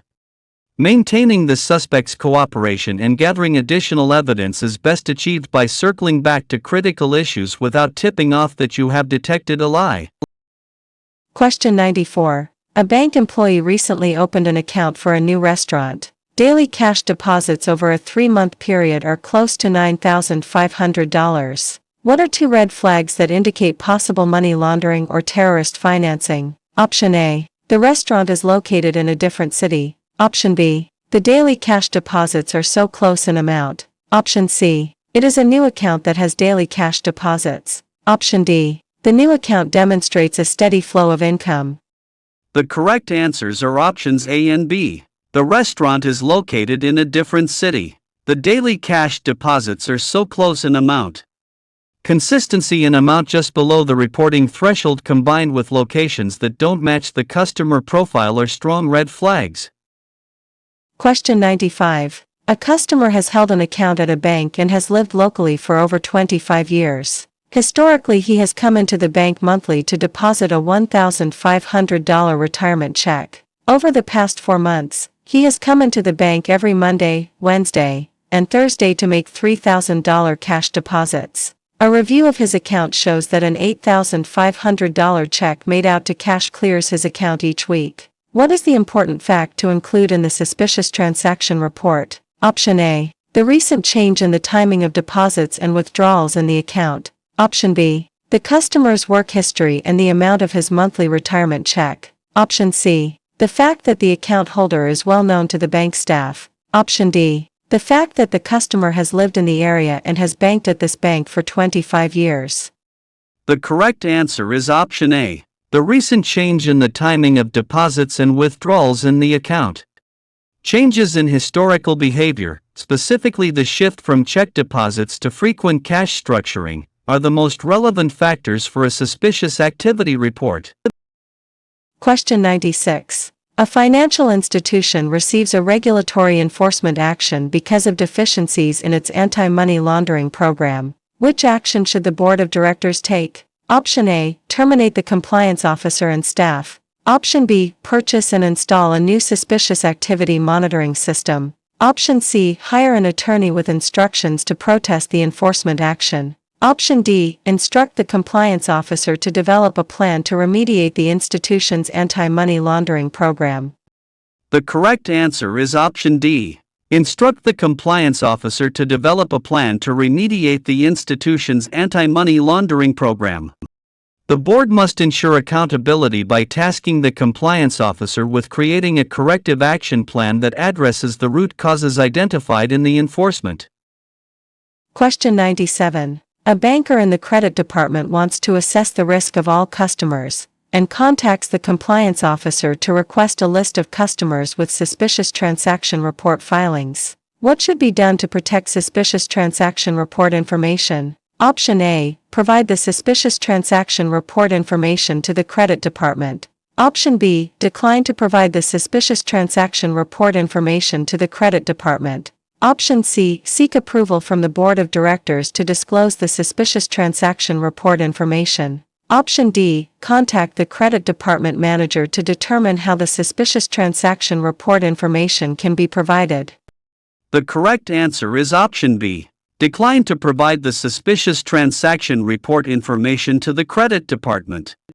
Suspicious transaction reports are highly confidential. Disclosing them to departments outside of compliance, like credit, is generally prohibited to prevent tipping off or improper use. Question 98. Which two aspects of precious metals pose the highest risk of money laundering? Option A. Some precious metals can be formed into other objects, making them easier to transport. Option B. Precious metals have high intrinsic value in a relatively compact form and are easy to convert into currency. Option C. The value of precious metals can be inflated easily, making it easy to increase the amount of money laundered. Option D. Precious metals can be readily used in many high-tech commercial applications, making them all the more valuable. The correct answers are options A and B. Some precious metals can be formed into other objects, making them easier to transport. Precious metals have high intrinsic value in a relatively compact form and are easy to convert into currency. Portability and high liquidity allow criminals to transform illicit cash into high-value assets that can easily move across borders. Question 99. Which two methods have terrorist groups used to diversify their revenue stream and to fund their operations? Option A. Human trafficking. Option B. Engaging in civil conflict. Option C. Smuggling cultural artifacts. Option D. Engaging in wire transfer activity. The correct answers are options A and C. Human trafficking, smuggling cultural artifacts. Criminal activities like human trafficking and the looting and smuggling of cultural heritage artifacts are major funding sources for modern terrorist groups. Question 100. Which two statements are true regarding the European Union money laundering directives? Option A. They apply to member states of the European Union. Option B. They require member states to enact laws and/or regulations to comply with the directives. Option C. They set forth non-binding best practices for financial institutions within the member states. Option D. They have extraterritorial impact and apply to states that have diplomatic relations with member states. The correct answers are options A and B. They apply to member states of the European Union. They require member states to enact laws and/or regulations to comply with the directives. These directives are mandatory frameworks that member states must transpose into their own national legislation to harmonize anti-money laundering efforts. Question 101. A compliance officer was recently reviewing transactional data for an international charity and found transactions that present a higher risk. Which reason is cause for terminating the banking relationship? Option A. The charity has had a high turnover rate of official positions. Option B. The charity has several incoming international funds transfers. Option C. The flow of funds both in and out are complex and hard to trace. Option D. The charity is headquartered in a country on the Office of Foreign Assets Control list. The correct answer is option C. The flow of funds both in and out are complex and hard to trace. When funds are opaque and impossible to trace, the institution cannot meet its due diligence obligations and must exit the relationship. Question 102. What should financial institutions do if they identify a jurisdiction with inadequate anti-money laundering controls? Option A. Apply countermeasures to that jurisdiction. Option B. Consider customers from that jurisdiction as high risk. Option C. Cease doing business with that jurisdiction immediately. Option D. Apply economic sanctions until otherwise notified by Financial Action Task Force. The correct answer is option A. Apply countermeasures to that jurisdiction. Financial Action Task Force recommendations emphasize the need for robust countermeasures to prevent the abuse of the global financial system by jurisdictions with weak safeguards. Question 103. A client opens a bank account for a multi-level marketing company. The debits and credits of the account are numerous and very involved. Further, there are a lot of international transactions. Also, funds are being tunneled from the company to the client's personal account in another jurisdiction. Which two steps should law enforcement take in investigating this matter? Option A. Determine who are the signatories on the account. Option B. Ask the bank for the history of this multi-level marketing company. Option C. Examine the flow of money from the company to the individual in an effort to determine if it is legitimate. Option D. Examine possible suspicious activity report information received from the local financial intelligence units. The correct answers are options C and D. Examine the flow of money from the company to the individual in an effort to determine if it is legitimate. Examine possible suspicious activity report information received from the local financial intelligence units. Effective investigations track the actual flow of funds to identify illegitimacy and leverage intelligence gathered by financial units. Question 104. Which method is used to launder money via wire remittances sent through a bureau de change or money services business? Option A. A customer in country A makes a weekly small wire transfer to the bank account of an individual in country B. Option B. A customer in country A makes frequent wire transfers to a single customer in country B that are slightly under the legal reporting threshold. Option C. A large number of wire transfers are sent from a large number of senders in country A to a large number of recipients in country B during the period of December 1 to December 15. Option D. A customer in country A receives 4 small wire transfers from 4 different individuals located in country B on December 21. The correct answer is option B. A customer in country A makes frequent wire transfers to a single customer in country B that are slightly under the legal reporting threshold. Structuring transfers just below the reporting threshold is a common method used to move value through money services businesses without triggering audit reports. Question 105. Historically, a tour guide has made monthly cash deposits averaging $10,000. Over the past 3 months, the monthly deposits have averaged $100,000. When the financial institution questions the increased deposits, the tour guide explains that there have been numerous conventions in town, so business has increased substantially. Which further action should the financial institution take? Option A. Immediately terminate the relationship. Option B. Schedule a periodic review of activity. Option C. Perform further investigation. If appropriate, report the activity to the authorities and consider terminating the relationship. Option D. Perform further investigation. If appropriate, report the activity to the authorities and place a limit on future transactions. The correct answer is option C. Perform further investigation. If appropriate, report the activity to the authorities and consider terminating the relationship. The explanation is plausible, but the bank must verify this increased revenue through objective records before fully accepting the new account profile. Question 106. One key aspect of the Office of Foreign Assets Control's extraterritorial reach includes the blocking of certain non-United States-initiated transactions for or through the United States for benefit of a restricted person or entity. Under which circumstance are United States banks required to block transactions? Option A. Those that are in connection with a transaction in which a blocked individual or entity has no interest. Option B. The transactions are to, or go through, a blocked entity. Option C. Those that are by or on behalf of a blocked individual and a licensed entity. Option D. Those that are by or on behalf of a blocked individual or entity. The correct answer is option D. Those that are by or on behalf of a blocked individual or entity. Sanctions compliance mandates the blocking of any funds associated with a blocked party, regardless of the role they play in the transaction.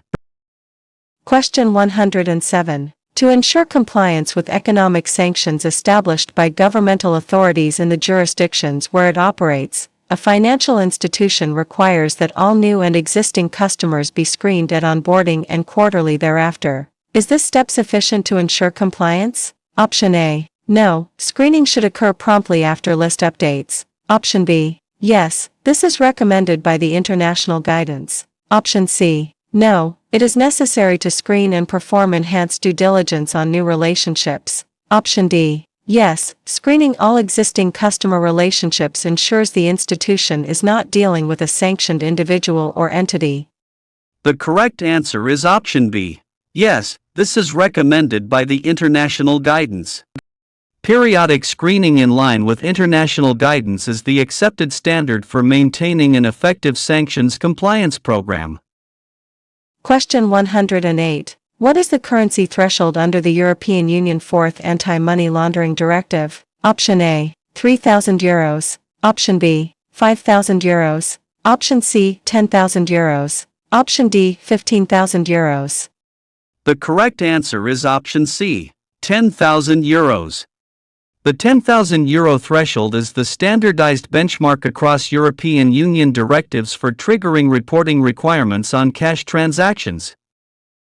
Question 109. What are two requirements of United States financial institutions when conducting business with an international institution as a result of the United States Patriot Act? Option A. Performing enhanced due diligence on shell banks. Option B. Performing due diligence on correspondent accounts. Option C. Visiting the head office of the international financial institution. Option D. Complying with special measures issued under the United States Patriot Act. The correct answers are options B and D. Performing due diligence on correspondent accounts. Complying with special measures issued under the United States Patriot Act. Compliance with special measures and due diligence of foreign accounts are core requirements of the United States Patriot Act for United States institutions. Question 110. What are two risks to institutions for violating anti-money laundering laws as demonstrated by the 2012 settlement with United States authorities? Option A. Forfeiture of assets. Option B. Civil money penalties. Option C. Loss of bank charter or license. Option D. Imprisonment of bank employees. The correct answers are options A and B. Forfeiture of assets. Civil money penalties. Major settlements frequently involve the forfeiture of illicitly processed assets and the imposition of severe monetary fines. Question 111. When must a United States bank block or reject an international funds transfer when there is an Office of Foreign Assets Control designated party to the transaction? Option A. Only if the United States bank is involved in the funds transfer. Option B. Only if a United States person or entity is the ultimate beneficiary. Option C. Only if a non-United States person or entity is the ultimate beneficiary. Option D. Only if the United States bank's correspondent informs it of the involvement of the designated party. The correct answer is option D. Only if the United States bank's correspondent informs it of the involvement of the designated party. Sanctions mandates require action as soon as the bank becomes aware of a designated party's involvement in the transaction. Question 112. A law enforcement agent calls a bank anti-money laundering investigator for supporting information about a suspicious transaction report that was filed the previous month. How should the investigator respond? Option A. Refer the agent to the bank's compliance officer. Option B. Send the information to an address provided by the agent. Option C. Share the requested information during the telephone call. Option D. Require a search warrant before releasing the information. The correct answer is option A. Refer the agent to the bank's compliance officer. Escalating to the compliance officer ensures that the request is handled through proper legal and procedural channels. Question 113. Which action should countries take related to the financing of terrorist acts in accordance with the Financial Action Task Force 40 recommendations? Option A. Oppose. Option B. Sanction. Option C. Prosecute. Option D. Criminalize. The correct answer is option D. Criminalize. Criminalizing the financing of terrorism is the necessary legal foundation for all subsequent enforcement and prevention efforts. Question 114. A client is a wholesale auto business that operates as a used car lot. The client regularly ships vehicles internationally. In a 4-month period, the client received wires totaling $1,250,000 from a dealer in Benin in West Africa. All wires originated from Benin and were in increments of $50,000. Account debits made to the account were payable to various transport companies. All incoming checks reference various vehicles purchased. Doc shipping receipts produced by the client to support account activity identify the vehicles but cannot easily be tied to the wires receives. What is the suspicious behavior? Option A. The doc shipping receipts match the vehicles. Option B. Vehicles are regularly shipped internationally. Option C. Wires received are in large, even dollar amounts. Option D. Account debits are payable to transport companies. The correct answer is option C. Wires received are in large, even dollar amounts. Repeated, identical large dollar transfers are a common hallmark of structuring and suggest artificial layering rather than legitimate varied commercial activity.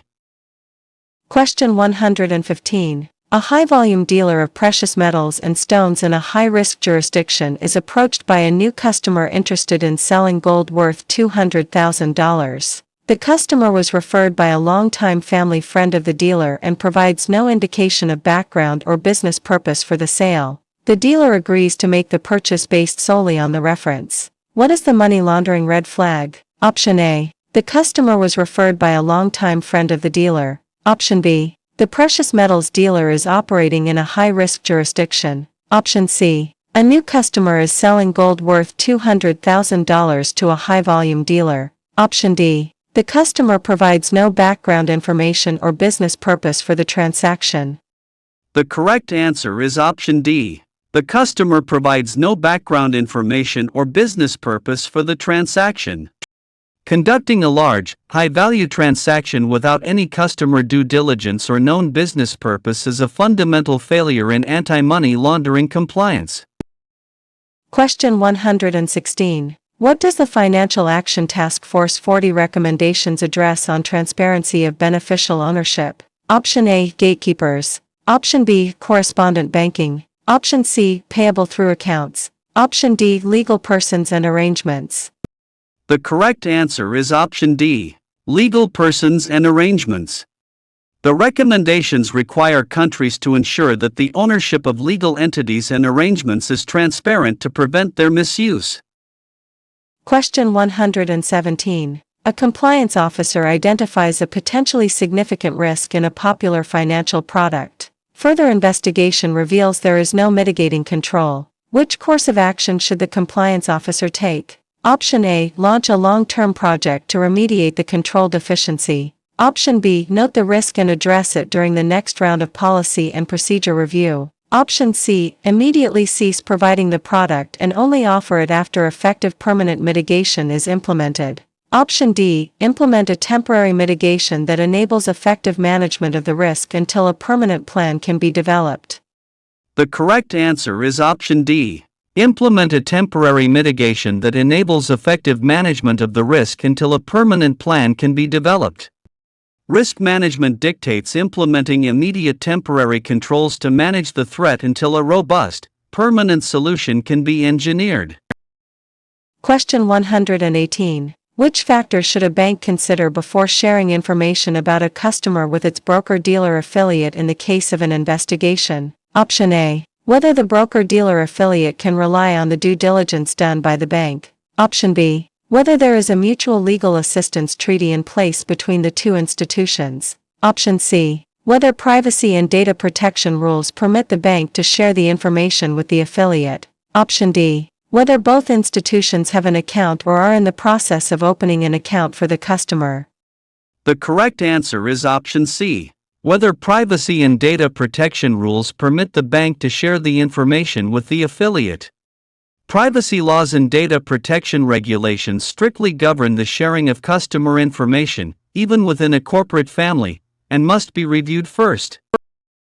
Question 119. A client who owns a swimming pool company requests to open 19 accounts at a bank, each with a debit card for its swimming pool technicians. When asked about the purpose of each account, the client explains that each technician needs a separate checking account to purchase pool chemicals. Which available source could be used in the bank's internal investigation on this client's activities? Option A, Client's Credit Bureau Report. Option B, Local Law Enforcement Investigation Report. Option C, Interview swimming pool technicians and chemical suppliers. Option D, Internet search showing how such business are typically operated.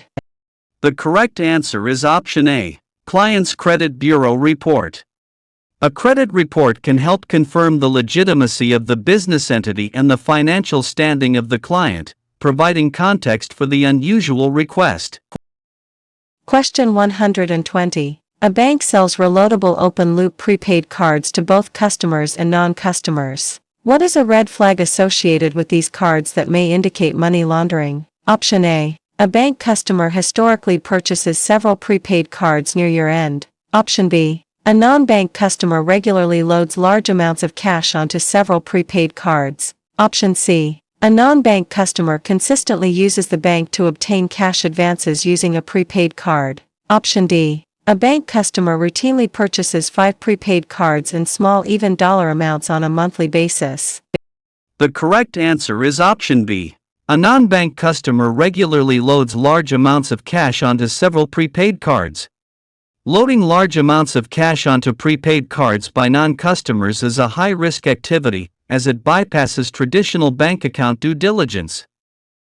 Question 121. Which product is considered to be of highest money laundering risk? Option A, credit cards. Option B, savings accounts. Option C, time deposit accounts. Option D, international wire transfers. The correct answer is option D, international wire transfers. International wire transfers are the primary vehicle for moving large amounts of illicit value across borders, making them the highest risk channel.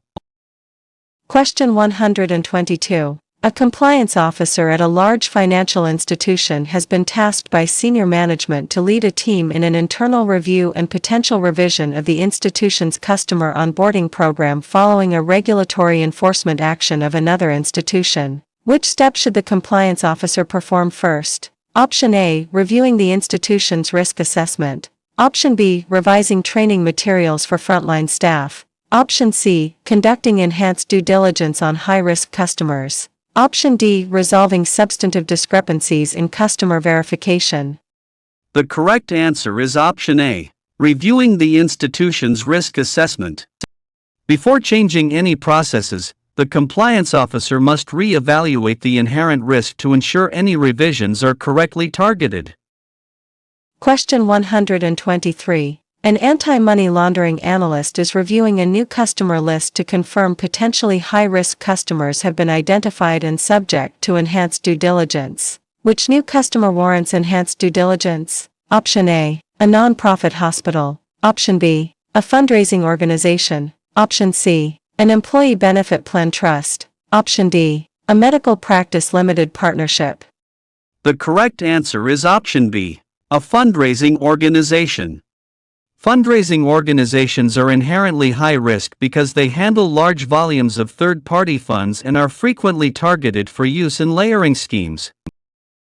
Question 124. Which statement about a multinational institution's ability to fully investigate unusual activity in all its foreign operations is correct? Option A, certain account documents may be stored only in local language, which will prohibit a global assessment. Option B, the institution should consult with the customer and request permission to conduct a full investigation into all the accounts. Option C, enterprise-wide compliance oversight rules issued in the global institution's headquarters country will override any local limitations in other countries. Option D, local privacy and data protection laws may prevent an affiliate from sharing information. The correct answer is option D. Local privacy and data protection laws may prevent an affiliate from sharing information. Local legal restrictions, particularly data privacy laws, frequently act as a barrier to global institutions sharing sensitive customer data across borders. Question 125. Which steps should be taken to understand the types of financial institutions to whom the services are being offered when a correspondent bank permits nested relationships according to the Wolfsburg Group? Option A. Review peer group clients by risk category. Option B. Understand the type and volume of accounts serviced. Option C. Evaluate the distribution of downstream correspondence and identify any direct or indirect issues. Option D. Obtain independent audits or examination reports for nested relationships to determine risk levels. The correct answer is option C. Evaluate the distribution of downstream correspondence and identify any direct or indirect issues. Evaluating the network of downstream correspondence is essential to identifying hidden risk and ensuring the primary bank knows who is truly using its services.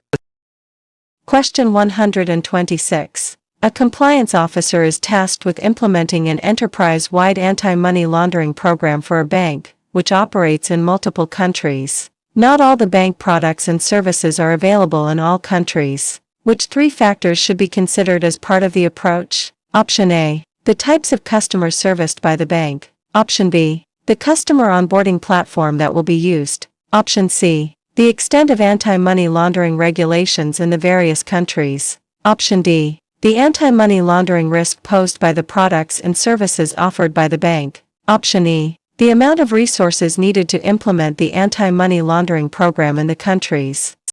The correct answers are options C and D and E. The extent of anti-money laundering regulations in the various countries. The anti-money laundering risk posed by the products and services offered by the bank. The amount of resources needed to implement the anti-money laundering program in the countries. A global program must account for local regulatory variance, the specific risk profile of products offered in each region, and the resource allocation needed for implementation.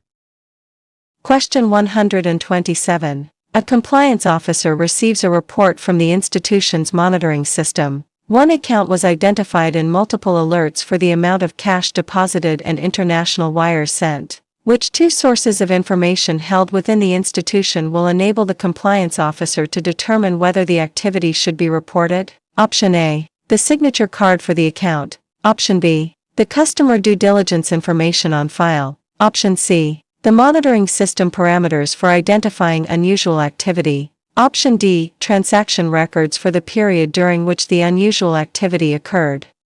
The correct answers are options B and D. The customer due diligence information on file.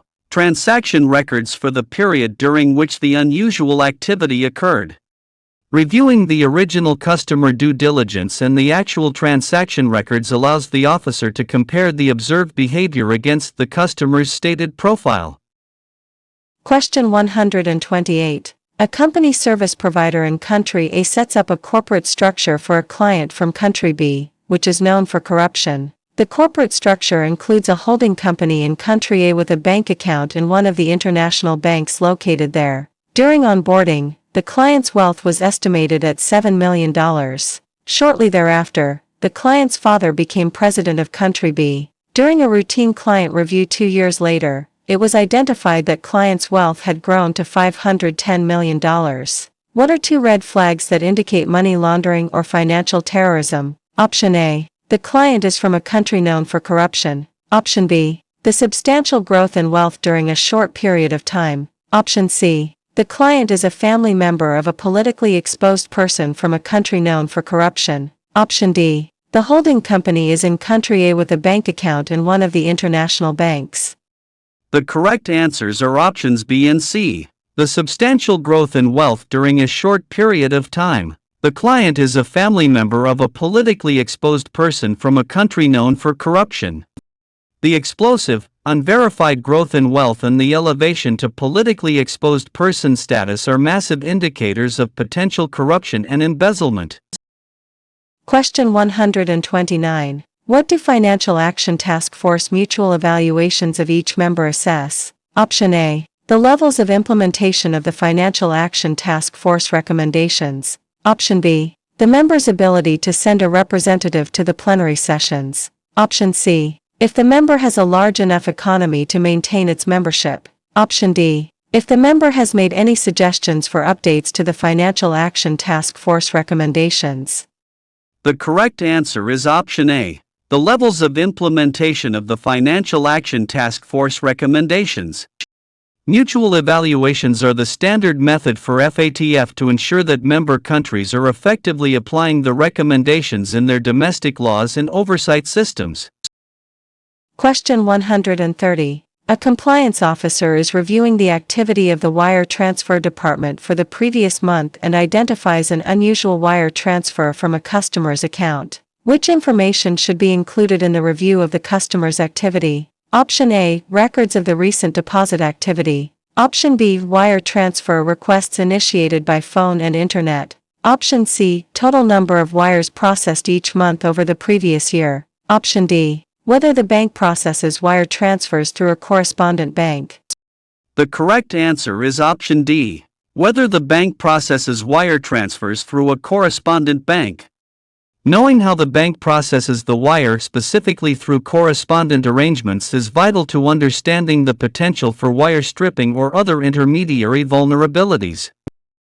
Question 131. Which two steps should a financial institution take when it receives a law enforcement request to keep an account open that may be associated with suspicious or criminal activity? Option A, file a suspicious transaction report on the account owner. Option B, maintain account records for at least 5 years after the request expires. Option C, ask for a written request from the law enforcement agency that defines the duration. Option D, stop filing suspicious transaction reports because law enforcement will be monitoring the account.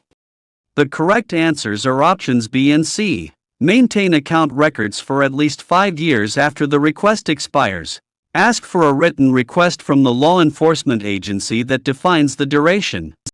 Formal written requests define the scope and timing of the monitoring period, and records must be retained for at least 5 years after the investigation concludes. Question 132. A startup virtual currency exchange has registered as a money services business and will commence operations in 6 months. The company will provide digital wallets to customers to hold their virtual currency after purchase. Customers will have the option to conduct purchases of the virtual currency and transfer the currency to and from the digital wallet. The startup must develop an anti-money laundering compliance program prior to launch. Which two anti-money laundering responsibilities should be considered before business launch? Option A, a customer onboarding process. Option B, transaction limits consistent with risk appetite. Option C, employees to handle complaints in a timely fashion. Option D, mechanisms to monitor and protect customers' digital wallets from cyber attacks. The correct answers are options A and B. A customer onboarding process. Transaction limits consistent with risk appetite. A robust onboarding process and defined transaction limits are fundamental controls to manage the initial risk profile of any money services business. Question 133. Which 3 measures are contained in Financial Action Task Force 40 recommendations for reporting suspicious activity? Option A. The activity should be reported promptly to the country's financial intelligence unit. Option B. The financial institution has been contracted by law enforcement regarding the activity. Option C. The financial institution has grounds to believe the activity is related to terrorist financing. Option D. The financial institution has contacted the account holder to determine the activity of the account. The correct answers are options A and C. The activity should be reported promptly to the country's financial intelligence unit. The financial institution has grounds to believe the activity is related to terrorist financing. Reporting must be prompt and triggered by reasonable suspicion of underlying criminal activity, including the financing of terrorism. Question 134. What is a tool governments and multinational bodies can use to prevent the proliferation of weapons of mass destruction? Option A, economic sanctions. Option B, commission rogatoire. Option C, account monitoring order. Option D, mutual legal assistance treaties. The correct answer is option D, mutual legal assistance treaties. Mutual legal assistance treaties are the standard mechanism used to gather evidence and cooperate across borders in serious transnational crimes, including proliferation.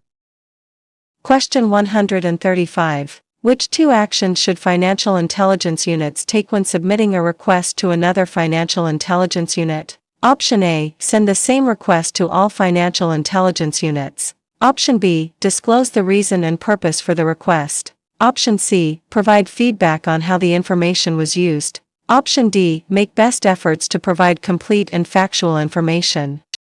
The correct answers are options B and D. Disclose the reason and purpose for the request. Make best efforts to provide complete and factual information. Transparency about the purpose of the request and providing accurate, complete data are essential for successful international intelligence cooperation. Question 136. What can a compliance officer do in the absence of automated software to conduct United States Department of the Treasury Office of Foreign Assets Control sanction screens? Option A, rely on a credit report from Office of Foreign Assets Control. Option B, conduct a keyword search on the Internet. Option C, use the Consolidated Sanctions List search screen on the Office of Foreign Assets Control website. Option D, obtain up-to-date copies of the Office of Foreign Assets Control's specially designated nationals list. The correct answer is option D. Obtain up-to-date copies of the Office of Foreign Assets Control's specially designated nationals list. Manual screening using the official specially designated nationals list is the necessary alternative when automated systems are unavailable. Question 137. A bank maintains a number of United States dollar correspondent accounts for foreign financial institutions. Upon a routine review of a United States dollar correspondent account owned by foreign bank A, a number of transactions appear to have been originated by foreign bank B outside the expected activity for this account. These transactions appear suspicious and a suspicious transaction report was filed by the compliance officer. Which steps should the compliance officer take? Option A, file a report with the appropriate tax authorities in the jurisdictions of foreign bank A and foreign bank B. Option B, notify senior management of the money laundering risks by allowing foreign bank A to maintain its United States dollar correspondent account. Option C, notify foreign bank A of the discovery and seek documentation supporting foreign bank A was collusive and a willing partner with foreign bank B in the activity. Option D, notify other United States financial institutions who maintain United States dollar correspondent accounts for foreign bank A and foreign bank B. The correct answer is option C. Notify foreign bank A of the discovery and seek documentation supporting foreign bank A was collusive and a willing partner with foreign bank B in the activity. The primary bank must confront the respondent bank and request evidence to ensure the respondent bank is not knowingly complicit in the laundering activity. Question 138. A New York-based lawyer is interested in purchasing a luxury condo in Manhattan listed at $30 million for a client based in the Caribbean. The client does not want to be named on the deed and wants the purchase to be made under the name of a limited liability company. The client states that the reason for this arrangement is that he is a high-level government official who is concerned about his privacy if the purchase were to be made in his name. The funds for the purchase are to be wired from several accounts in various countries. Which two facts lead to gathering more information about this potential client before moving forward with the transaction? Option A. The client is from a Caribbean country. Option B. The use of a limited liability company to make the purchase. Option C. The client is a high-level government official. Option D. The funds are coming from several accounts in various countries. The correct answers are options C and D. The client is a high-level government official. The funds are coming from several accounts in various countries. High-level government officials, specifically politically exposed persons, and complex international wire transfers are both high-risk factors requiring extensive due diligence.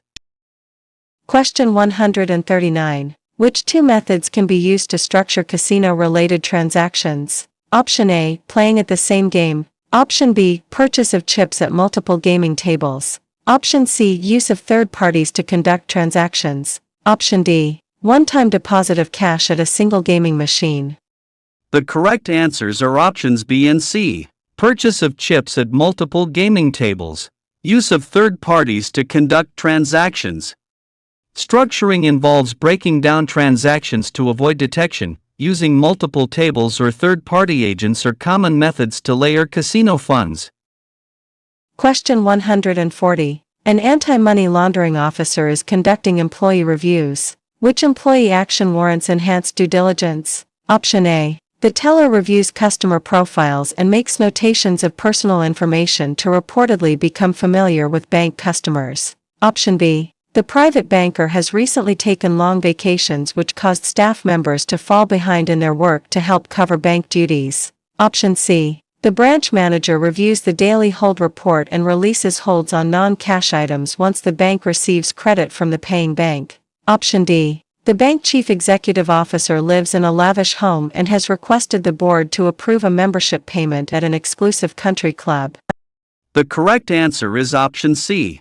The branch manager reviews the daily hold report and releases holds on non-cash items once the bank receives credit from the paying bank.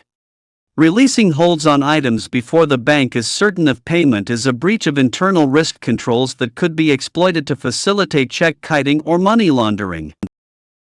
Question 141. The local manager of a remote mortgage origination department of a financial institution has just discovered that sanctioned screening of new customers is not being performed. Which action should the local manager take in this situation? Option A. Start screening new customers. Option B. Immediately inform the regulators. Option C. Immediately inform senior management. Option D. Do nothing because the department only handles a very small number of mortgages.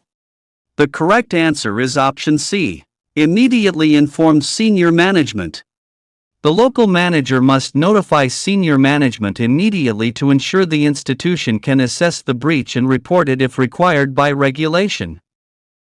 Question 142. What is a method of placement that can be used by a money launderer in a deposit-taking institution? Option A. Depositing cash into the money launderer's account. Option B. Sending a large number of funds transfers between accounts. Option C. Withdrawing large amounts of cash from the money launderer's account.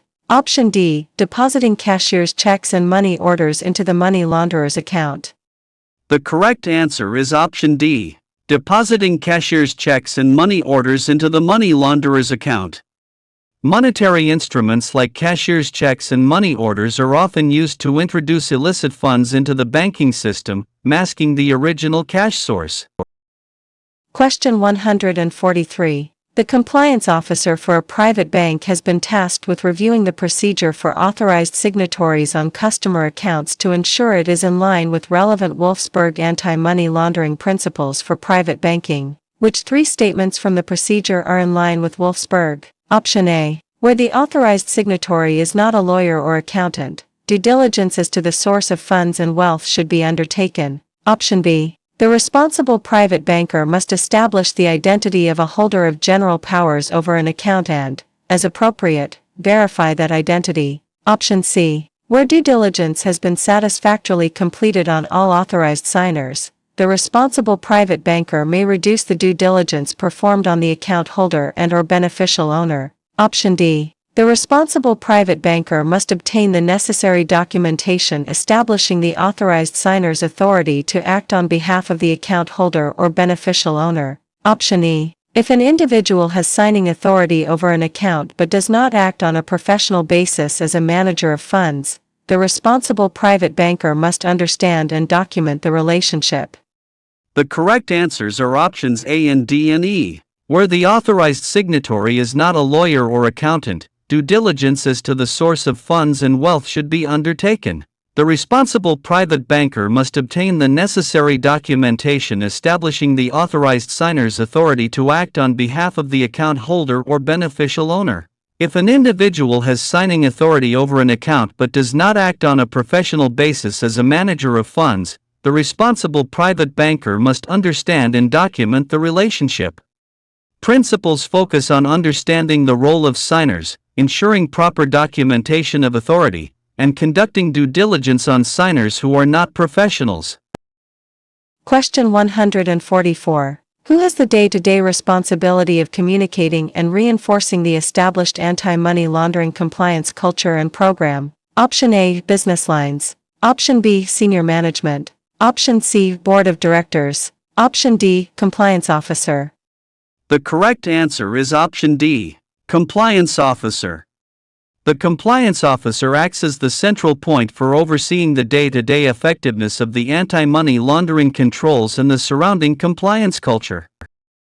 Question 145. The board of directors receives notice from the primary regulator of the bank that potentially suspicious activity has been identified and the bank president appears to be involved. The board asks the compliance officer for advice. Which action should the compliance officer take when informed? Option A, destroy all records relating to the matter. Option B, insist on the president's immediate resignation. Option C, inform the bank's legal counsel and follow their instructions. Option D, inform the president of the regulator's suspicions and ask for his advice. The correct answer is option C, inform the bank's legal counsel and follow their instructions. Involving the legal counsel is critical when senior management is involved, as this ensures that the bank protects itself and navigates the conflict of interest correctly. Question 146. In which two ways do Financial Action Task Force-style regional bodies influence anti-money laundering and terrorist financing standards within their respective regions? Option A. They issue typology specific to their geographical region. Option B. They administer mutual evaluations of participating members. Option C. They enforce the laws of the member countries in their geographic region. Option D. They require participating countries to adopt laws in line with their recommendations. The correct answers are options A and B. They issue typologies specific to their geographical region. They administer mutual evaluations of participating members.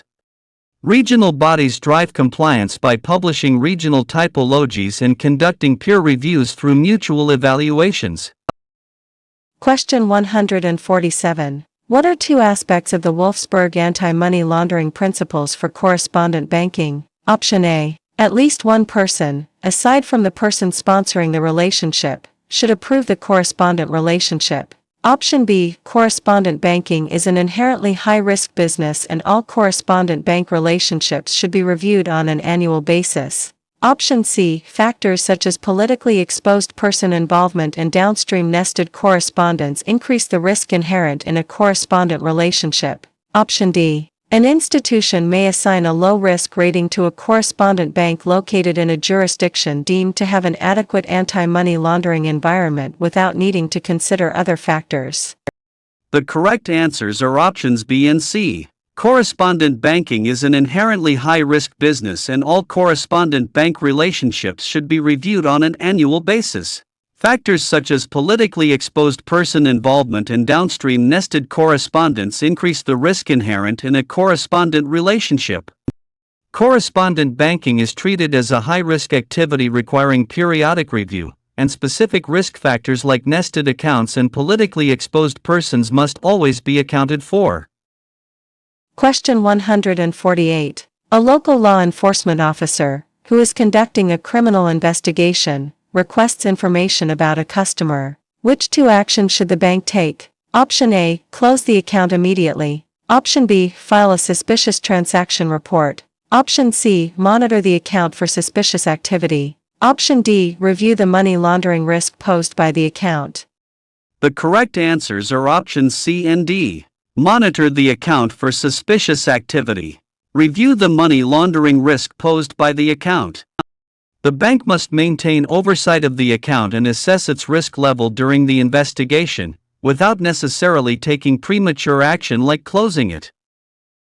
Question 149. Which action should financial institutions with cross-border correspondent banking activity be required to perform according to the Financial Action Task Force 40 recommendations? Option A. Gather a list of their politically exposed customers. Option B. Identify natural persons who own or control more than 5%. Option C. Obtain senior management approval before establishing the relationship.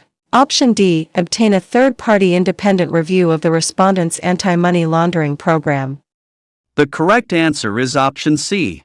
Obtain senior management approval before establishing the relationship. Senior management authorization is a mandatory control step for high-risk correspondent banking relationships.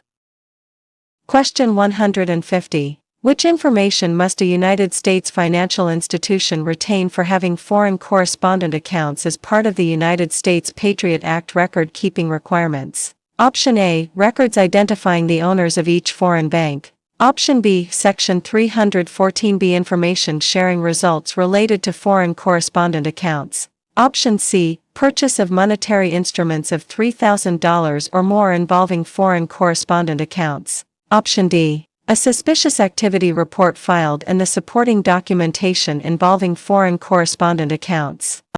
The correct answer is option B. Section 314B. Information sharing results related to foreign correspondent accounts.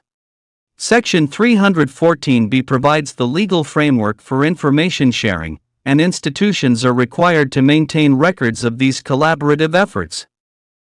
Question 151. A financial institution has expanded its scope of services so that it is attracting the business of politically exposed persons who had previously never been part of the customer base. Which two courses of action should the compliance officer include in the institution's procedures for considering politically exposed persons as customers? Option A. Conduct enhanced ongoing monitoring of the business relationship. Option B. Expedite due diligence when a politically exposed person is pre-approved by a member of senior management. Option C. Obtain appropriate senior management approval for establishing a business relationship with a politically exposed person from a high-risk country. Option D. Take adequate measures to establish the source of wealth and source of funds which are involved in the business relationship or occasional transaction. The correct answers are options A and D. Conduct enhanced ongoing monitoring of the business relationship. Take adequate measures to establish the source of wealth and source of funds which are involved in the business relationship or occasional transaction. Enhanced monitoring and verifying the source of wealth are the two most critical defenses against potential corruption associated with politically exposed persons. Question 152. What does the Basel Committee's customer due diligence for banks paper suggest that a bank needs to have in place when establishing an account for a corporate business entity? Option A. An understanding of the structure of the company. Option B. A policy requiring all identified beneficial owners to undergo a national police check. Option C. A process to ensure that the approval of senior management is obtained prior to opening the account. Option D. A fee structure that reflects the bank's costs in monitoring the risks associated with entities' business activities. The correct answer is option A. An understanding of the structure of the company. Understanding the entity's corporate structure is the first step in identifying the true beneficial owners behind the business. Question 153. Which measure to mitigate risk does the Basel Committee's customer due diligence principles suggest banks apply when accepting business from non-face-to-face customers? Option A. Certification of documents presented. Option B. Requiring an in-person interview with the customer. Option C. Imposing a limit on permissible account activity for a defined period of time. Option D. Requiring additional review of account opening documents by senior management. The correct answer is option A. Certification of documents presented. Certification of identity documents by credible third parties provides the necessary verification layer when in-person contact is impossible. Question 154. A comprehensive set of risk-based guidelines for maintaining business relationships is being developed. Which situation indicates that the institution should terminate the relationship with a client? Option A. The client does business in countries with active terrorist organizations. Option B. The client conducts international financial transactions exceeding $500 million. Option C. The client exceeds the criteria of an acceptable risk model created by another institution that is not similar in size and complexity. Option D. The client exceeds the criteria of an acceptable risk model created by the institution and does not perform acceptable remedial actions. The correct answer is option D.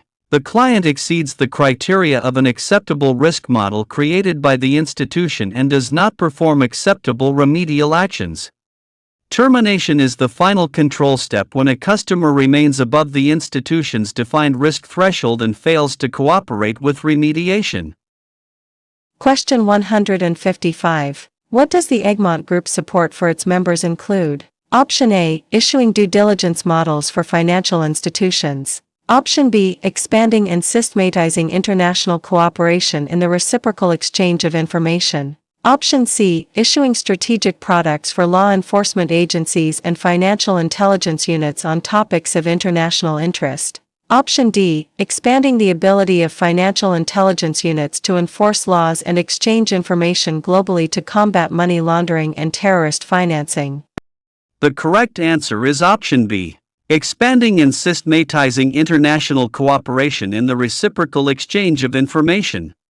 The primary goal of the Egmont Group is to facilitate the effective and secure exchange of financial intelligence globally.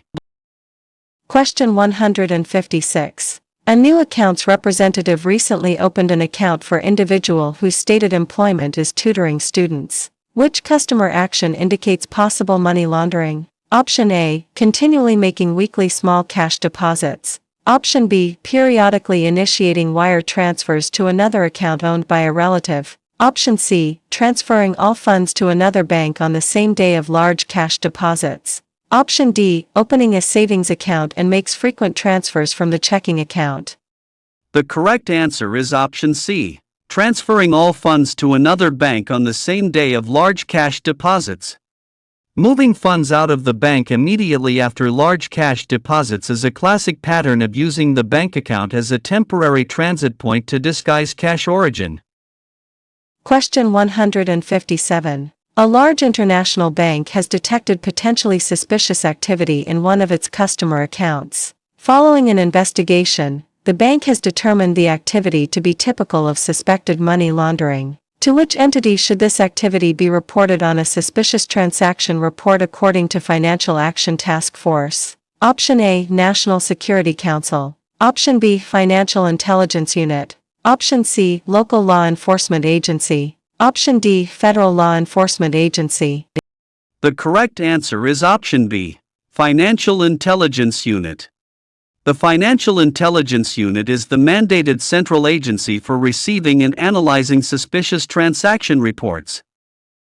Question 158. What is the main role of the Egmont Group in combating money laundering and terrorist financing? Option A, to establish regulations that countries must use when establishing their own financial intelligence units. Option B, to find ways that financial intelligence units can better cooperate amongst themselves and exchange information. Option C, to require that all countries participate in a global repository for the sharing of information. Option D, to create standards that countries can use when drafting laws to combat money laundering and terrorist financing. The correct answer is option B, to find ways that financial intelligence units can better cooperate amongst themselves and exchange information.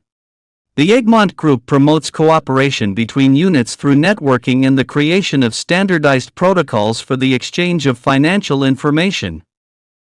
Question 159. An organization uses an automated surveillance system that generates a very large volume of anti-money laundering alerts. The monthly volume of alerts has increased over the last year, causing the compliance staff to fall significantly behind reviewing the alerts. As a result, the system settings are under review to determine if they are appropriate. Which action should be included in the evaluation of system settings? Option A, compare settings to organizations within its peer group.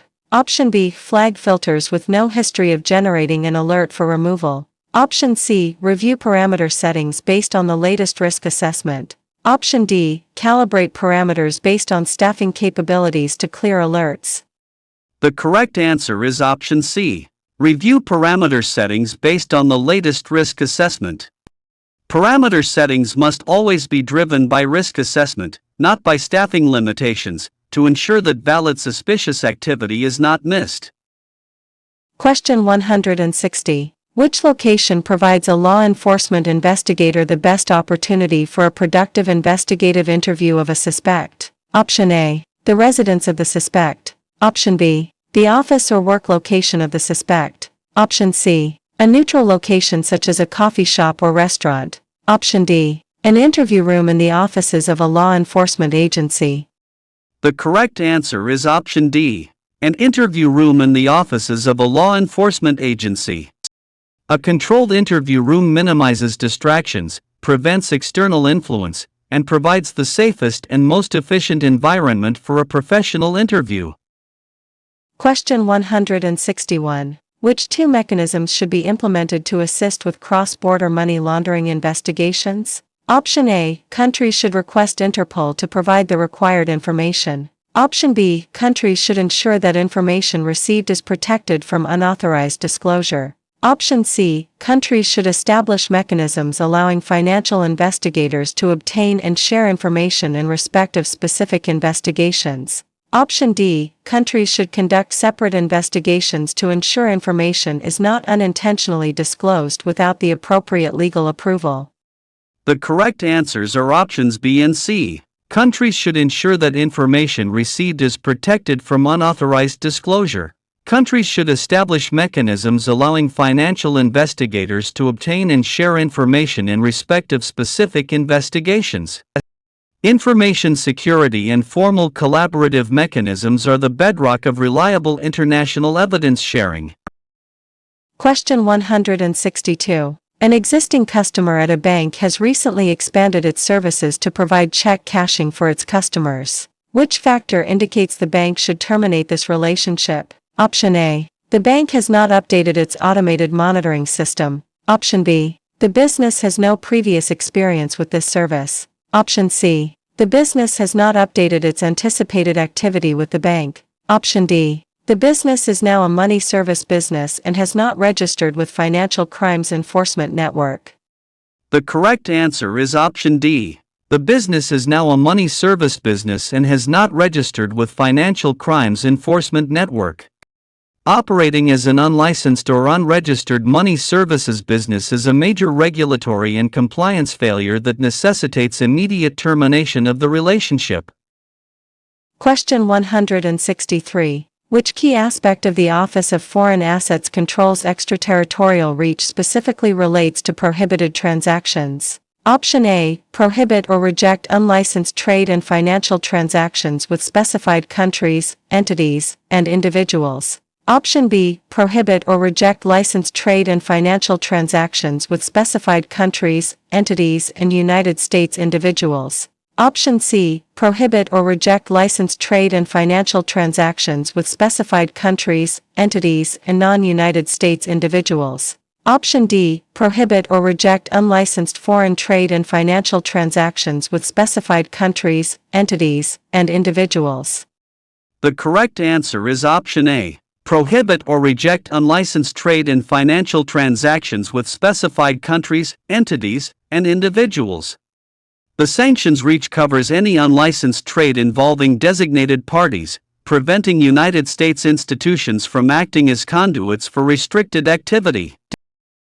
Question 164. A bank has opened a new account for a well-known attorney to manage client funds. During the first 6 months, bank staff observe the account receives multiple deposits via wire transfer. They also observe that the attorney withdraws cash, makes payments to various people, and transfers funds to the law firm's account online. What is considered a red flag for potential money laundering in this situation? Option A. Withdrawing cash. Option B. Making payment to various people. Option C. Receiving multiple deposits via wire transfer. Option D. Transferring funds to his law firm's account online.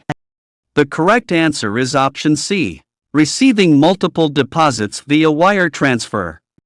Multiple incoming wire transfers into a pooled client fund account without clear reference to specific client matters are a typical indicator of potential layering.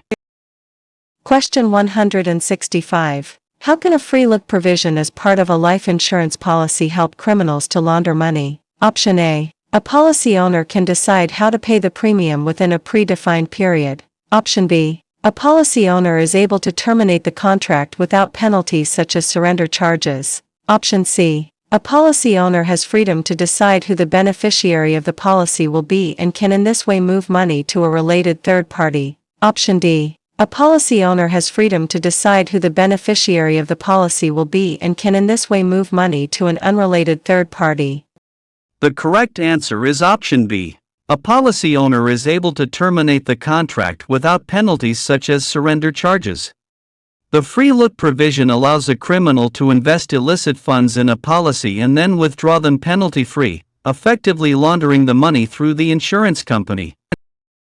Question 166. Since its last regulatory examination, a financial institution has aggressively grown by adding profitable new products and services. The institution has not historically received regulatory criticism regarding its anti-money laundering compliance program. However, a recent regulatory examination cited significant deficiencies in the anti-money laundering program that were attributed primarily to the lack of oversight by the institution's leadership in implementing adequate controls over the new products and services. Which area of international control should leadership first address to correct the weaknesses in the program? Option A, anti-money laundering policy. Option B, anti-money laundering organizational structure. Option C, money laundering risk assessment. Option D, anti-money laundering compliance staff. The correct answer is option C, money laundering risk assessment. The root cause is a failure to assess risk. The institution must re-evaluate its risk profile to implement controls appropriate for the new product offerings. Question 167. A periodic review of the account of a small household goods business reveals multiple shipments of goods to a country classified by the bank as high risk. They were transshipped through another country prior to the final destination. In the past 3 months, volumes over 25,000 units. The business has been a customer of a bank for 10 years. Records show previous shipments to destinations primarily in Europe involving quantities of 5,000 units or less. Recent shipments are listed as being received by the same company as the earlier shipments, and payments are being received from the same originator, but the unit price of the goods is 3 times higher than before. Which 2 red flags indicate potential trade-based money laundering? Option A. The shipments of the same goods are now going to a different location. Option B. The goods are transshipped through one or more jurisdictions for no apparent economic reason. Option C. The size of the shipments appear inconsistent with the exporter's previous business activities. Option D. The goods are shipped to a jurisdiction that the bank classifies as high risk for money laundering activities. The correct answers are options B and C. The goods are transshipped through one or more jurisdictions for no apparent economic reason. The size of the shipments appear inconsistent with the exporter's previous business activities. Inconsistent shipment sizes and unjustified transshipments are classic hallmarks of masking value through trade-based money laundering. Question 168. Which 3 definitions of money laundering are included in the expanded definition of the European Union 4th Directive? Option A. The creation of shell companies to disguise the identity of its owners. Option B. The conversion or transfer of property with knowledge that it is derived from criminal activity. Option C. The acquisition or use of property knowing, when it was received, that it was derived from criminal activity. Option D. The transfer of cash in excess of 15,000 euros across country borders regardless of whatever the cash was derived from criminal activity. Option E. Concealing or disguising the nature, source, location, disposition, movement, rights with respect to, or ownership of property, knowing that the property is derived from criminal activity. The correct answers are options B and C and E. The conversion or transfer of property with knowledge that it is derived from criminal activity. The acquisition or use of property knowing, when it was received, that it was derived from criminal activity. Concealing or disguising the nature, source, location, disposition, movement, rights with respect to, or ownership of property, knowing that the property is derived from criminal activity. The directive explicitly covers the conversion, acquisition, and concealment of criminal proceeds to capture the full life cycle of laundering activity.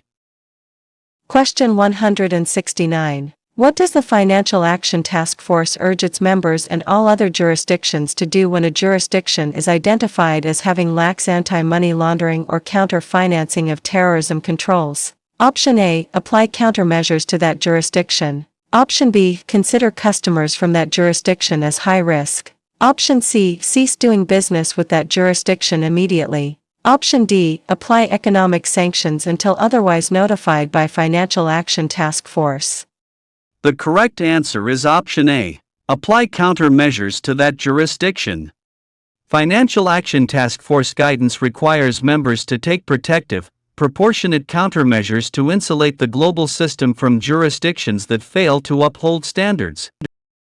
Question 170. What might limit a compliance officer's ability to respond to a foreign law enforcement official's request to provide information with regard to an anti-money laundering investigation? Option A. Privacy and data protection laws in the compliance officer's country. Option B. Whether there is a mutual legal assistance treaty between the countries of the compliance office and the law enforcement official. Option C. Whether the request has been processed by the foreign law enforcement official's embassy in the compliance officer's country. Option D. Anti-money laundering laws that require the confidential treatment of suspicious transaction reports in the law enforcement official's country. The correct answer is option B. Whether there is a mutual legal assistance treaty between the countries of the compliance office and the law enforcement official. Without a formal mutual legal assistance treaty, the legal basis for sharing evidence across national borders is often non-existent, blocking the request. Question 171. An auction house dealing in fine art and antiques sells a well-known painting at a price of $12 million to an agent bidding for a group of local investors. The same painting sold 10 years prior at auction for $5 million. The auction house receives payment for the painting via wire transfer from an account maintained in an offshore jurisdiction by the investor group. No beneficial ownership information is available for the account. What are the two money laundering red flags? Option A. The payment is received via wire transfer. Option B. An agent bids on the painting for a group of investors. Option C. The painting has more than doubled its value in 10 years. Option D. Payment is received from an account in an offshore jurisdiction. The correct answers are options B and D. An agent bids on the painting for a group of investors. Payment is received from an account in an offshore jurisdiction. Using anonymous bidding agents and receiving high-value payments from opaque offshore accounts are both classic indicators of laundering through the art market. Question 172. How can violations of anti-money laundering laws be a risk to individuals? Option A. Violations can result in civil and criminal fines and penalties against the individuals. Option B. Violations can result in additional legislation that the individuals have to comply with. Option C. Violations can result in enforcement actions that damage the reputation of the individual's employer. Option D. Violations can result in additional and more stringent anti-money laundering training for individuals. The correct answer is option A. Violations can result in civil and criminal fines and penalties against the individuals.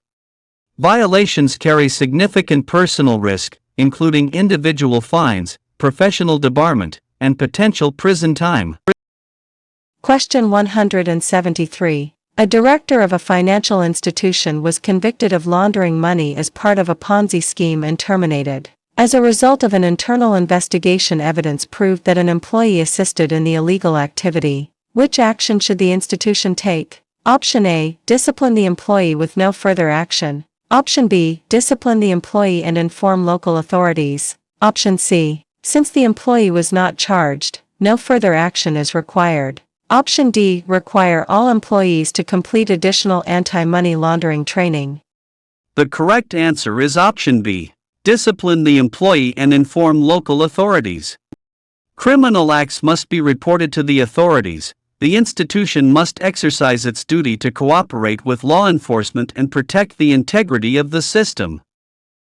Question 174. The new compliance officer has reviewed the bank's anti-money laundering training program. The program consists of online training for all new employees within 30 days of hire date and annual refresher training to all employees. In addition, there is specialized training for areas that deal with higher risk products and customers. Over the last year, there have been no regulatory changes and no new products or services have been introduced. The compliance officer wants to propose to the board of directors that the annual refresher training is still current and can be delivered unchanged to all employees. Which two critical pieces of information could be missed by taking this approach? Option A. Any new trends, developments, or risks. Option B. Results of the previous year's risk assessment. Option C. Changes to internal policies, procedures, and processes.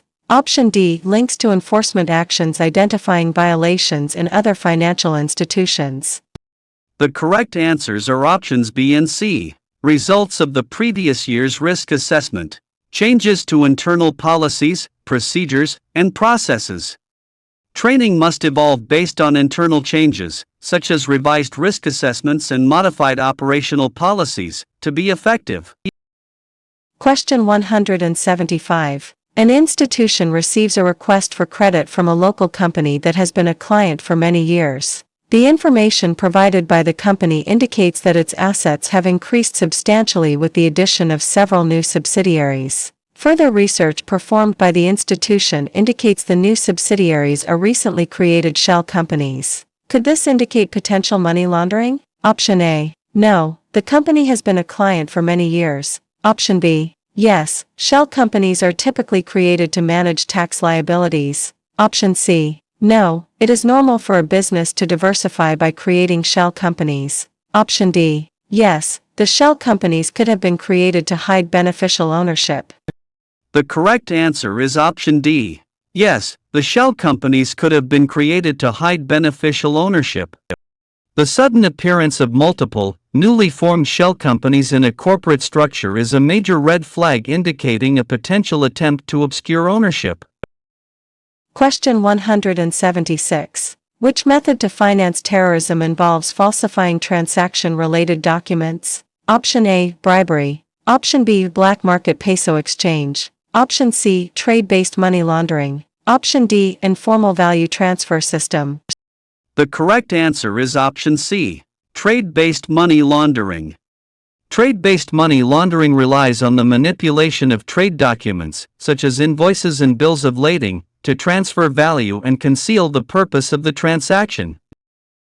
Question 177. A private banker of a major international bank is onboarding a new private investment company. The banker has verified the identity of the two directors, a husband and wife, who are equal shareholders. The funds in the account will be provided solely by the wife. The banker was later informed by the company that an additional director and shareholder will be added to the company, although the new shareholder will not provide funds. What is the next step for due diligence in respect to the additional director and shareholder according to the Wolfsburg anti-money laundering principles for private banking? Option A. Refuse to open the account as it is not usual for an individual to be a director and shareholder of a private investment company without providing funds. Option B. Seek to further understand the relationship between the shareholders and undertake due diligence on the source of funds and wealth for each of the shareholders. Option C. Verify the identity of this individual, including due diligence in respect of background and reputation, and undertake due diligence on her source of funds and wealth. Option D. Seek to further understand the relationship between the shareholders and verify the identity of the individual, which may include due diligence in respect to her background and reputation. The correct answer is option D. Seek to further understand the relationship between the shareholders and verify the identity of the individual, which may include due diligence in respect to her background and reputation.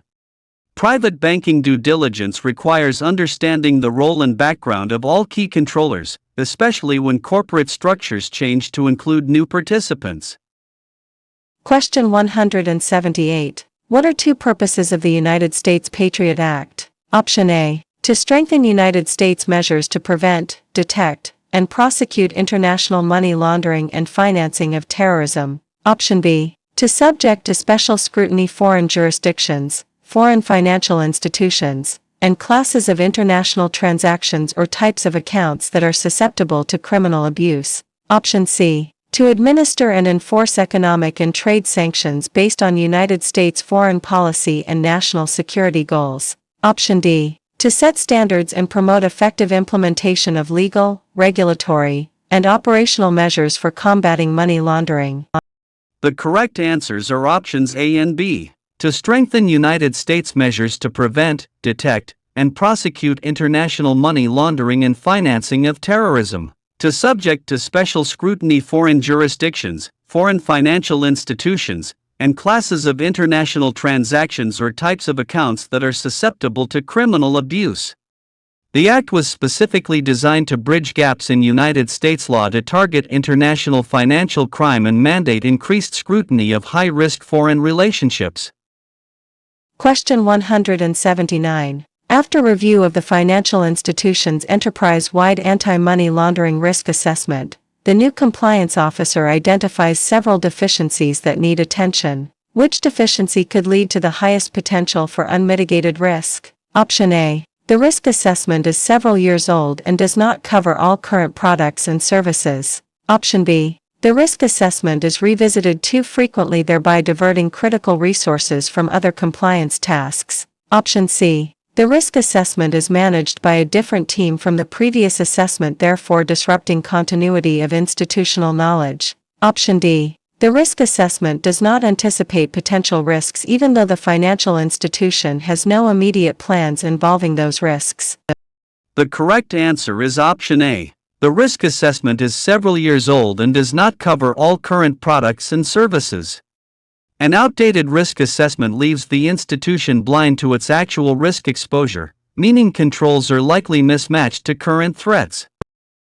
Question 180. Bank A is a non-United States bank that has $5 million in a correspondent account at a bank in New York City. The worldwide terrorist syndicate has $1 million in its account at a non-United States branch of Bank A. The United States government has initiated forfeiture action against the syndicate. Which potential action can the United States take under the United States Patriot Act pursuant to the issuance seizure warrant? Option A. Seize Bank A's $5 million correspondent account in the United States. Option B. Seize the syndicate's $1 million account at the non-United States branch of Bank A. Option C. Seize $1 million from Bank A's correspondent account in the United States. Option D. Seize $5 million from the non-United States branch of Bank A where the syndicate's account is located. The correct answer is option C. Seize $1 million from Bank A's correspondent account in the United States. The United States Patriot Act grants the authority to seize assets of a foreign bank from its United States correspondent account up to the value of the assets held for a blocked party. Question 181. In reviewing recent transaction activity, a compliance officer for a money transmitter notices that several customers are each remitting the same amount of money but much more frequently. How should the institution respond? Option A. File a suspicious transaction report. Option B. Instruct the tellers not to process remittances for these customers in the future. Option C. Conduct further investigation to determine whether this is truly suspicious activity. Option D. Immediately contact the customers and ask them why they are remitting money more often. The correct answer is option C. Conduct further investigation to determine whether this is truly suspicious activity. Investigation is mandatory to differentiate between a change in consumer behavior and actual criminal structuring.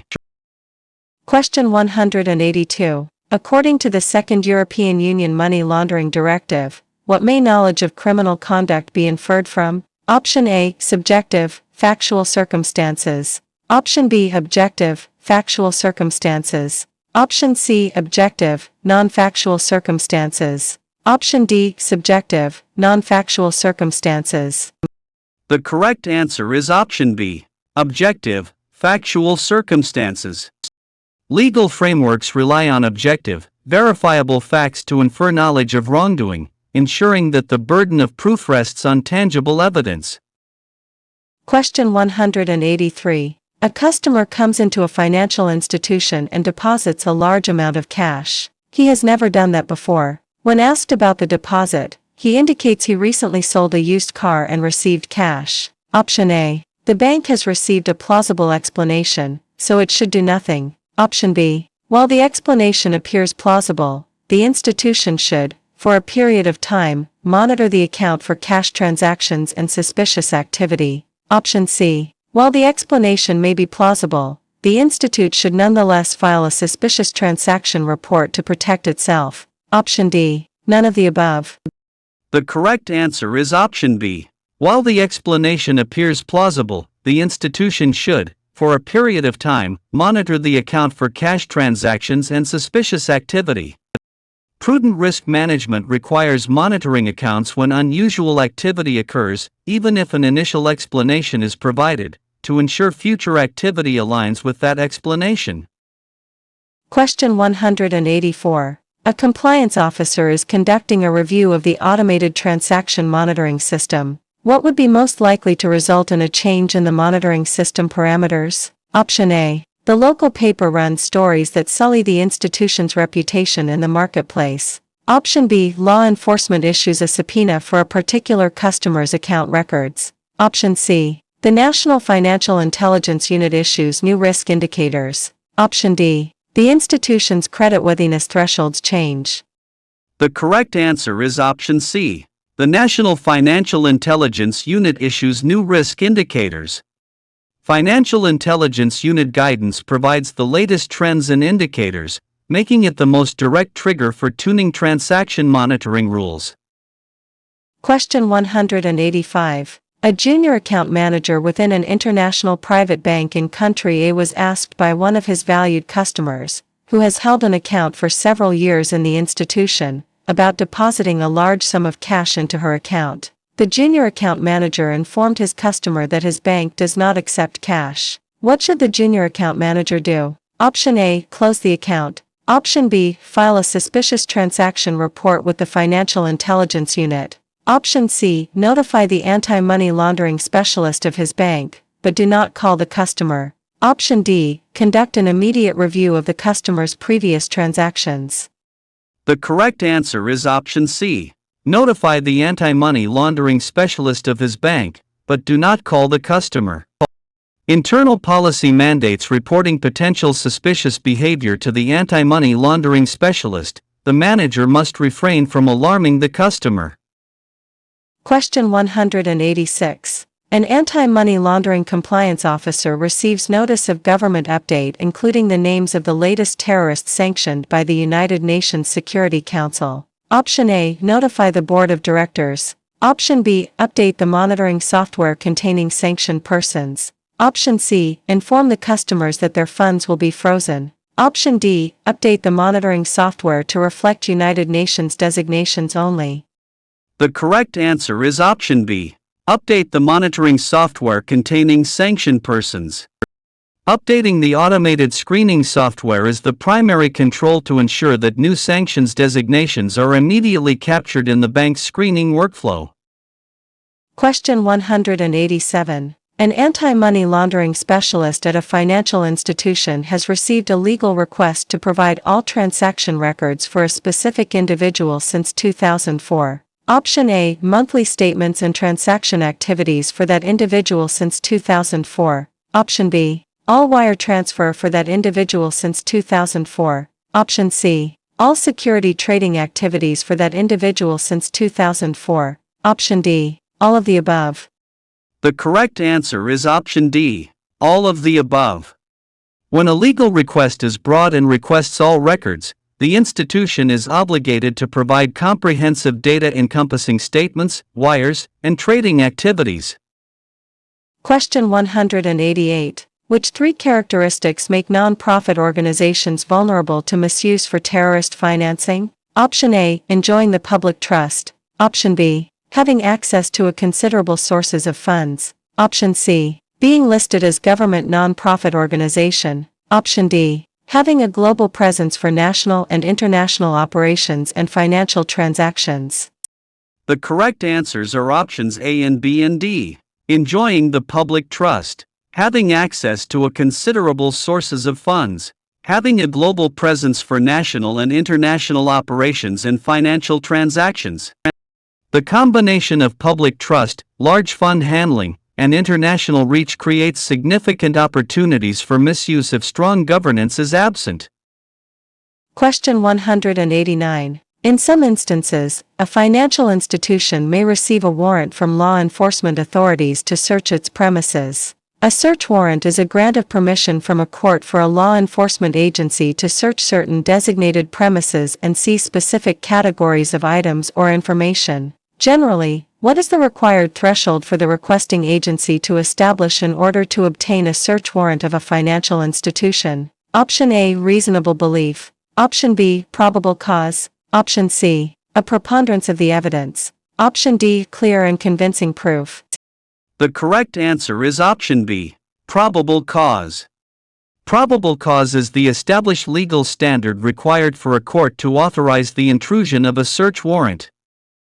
Question 190. Which three are principles found in the document Principles of Information Exchange between Financial Intelligence Units? Option A. The exchange of information between financial intelligence units should take place as informally and as rapidly as possible. Option B. Differences in the definition of offenses that fall under the competence of financial intelligence units should be before free exchange of information takes place. Option C. The Egmont principle of free exchange of information at the financial intelligence unit level should be possible on the basis of reciprocity. Option D. It should be possible for communication between financial intelligence units to take place directly and without intermediaries. The correct answers are options A and C and D. The exchange of information between financial intelligence units should take place as informally and as rapidly as possible. The Egmont principle of free exchange of information at the financial intelligence unit level should be possible on the basis of reciprocity. It should be possible for communication between financial intelligence units to take place directly and without intermediaries. Principles for information exchange focus on speed, informality, direct communication, and reciprocal trust between international intelligence units. Question 191. What is the result of an increased awareness of the potential for gatekeepers to assist in money laundering in recent years? Option A. The International Monetary Fund has raised the profile of gatekeepers, requiring that countries regulate them. Option B. Lawyers who represent money launderers can more easily be prosecuted. Option C. Accountants are no longer considered gatekeepers, since they are not permitted to set up companies or trusts. Option D. The Financial Action Task Force recommendations cover lawyers performing financial transactions. The correct answer is option D. The Financial Action Task Force recommendations cover lawyers performing financial transactions. The global regulatory focus has expanded to include gatekeepers like lawyers and accountants when they engage in financial tasks that mirror traditional banking functions. Question 192. What should senior management do in order to promote a culture of anti-money laundering compliance? Option A. They should include compliance with anti-money laundering procedures as condition of employment. Option B. They should attend all training sessions with frontline employment. Option C. They should have close ties with the independent auditors of the anti-money laundering program. Option D. They should base employee compensation on the amount of suspicious activity they detect. The correct answer is option A. They should include compliance with anti-money laundering procedures as condition of employment. Making compliance a condition of employment sets the tone from the top that anti-money laundering is a core institutional value, not an optional activity. Question 193. What is most valuable when using the Internet as an investigative source? Option A. A team of anti-money laundering investigators. Option B. A reference list of websites known to yield credible information. Option C. A combination of independent thinking and technical skills. Option D. A powerful search engine. The correct answer is option C. A combination of independent thinking and technical skills. Technical skills allow the investigator to find data, while independent thinking is required to analyze it, identify patterns, and determine relevance. Question 194. An anti-money laundering specialist at a large institution is responsible for informing senior management about the status of the anti-money laundering program across the organization. Option A. The total credit exposure for non-cooperative countries and territories. Option B. Results of related audits and examinations. Option C. Details on inquiries received from law enforcement. Option D. The budget of the anti-money laundering department. The correct answer is option B. Results of related audits and examinations. Senior management oversight is best informed by periodic results from independent audits and examinations, which highlight areas of strength and weakness.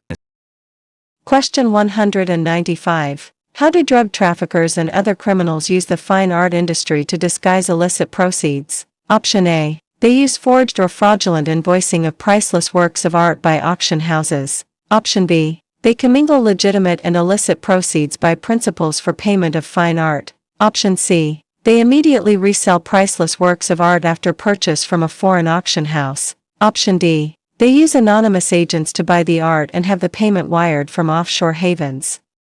The correct answer is option D.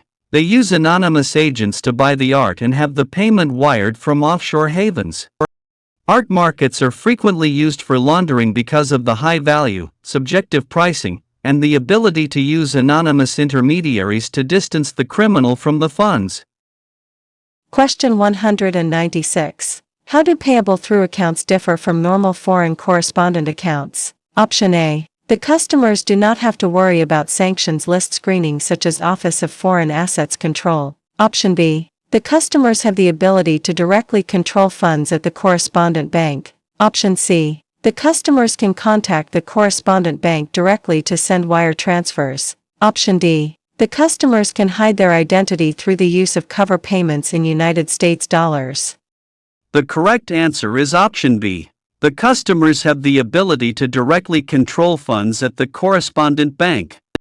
Payable through accounts grant foreign customers direct access to the bank's correspondent framework, bypassing the standard intermediary oversight by the foreign bank.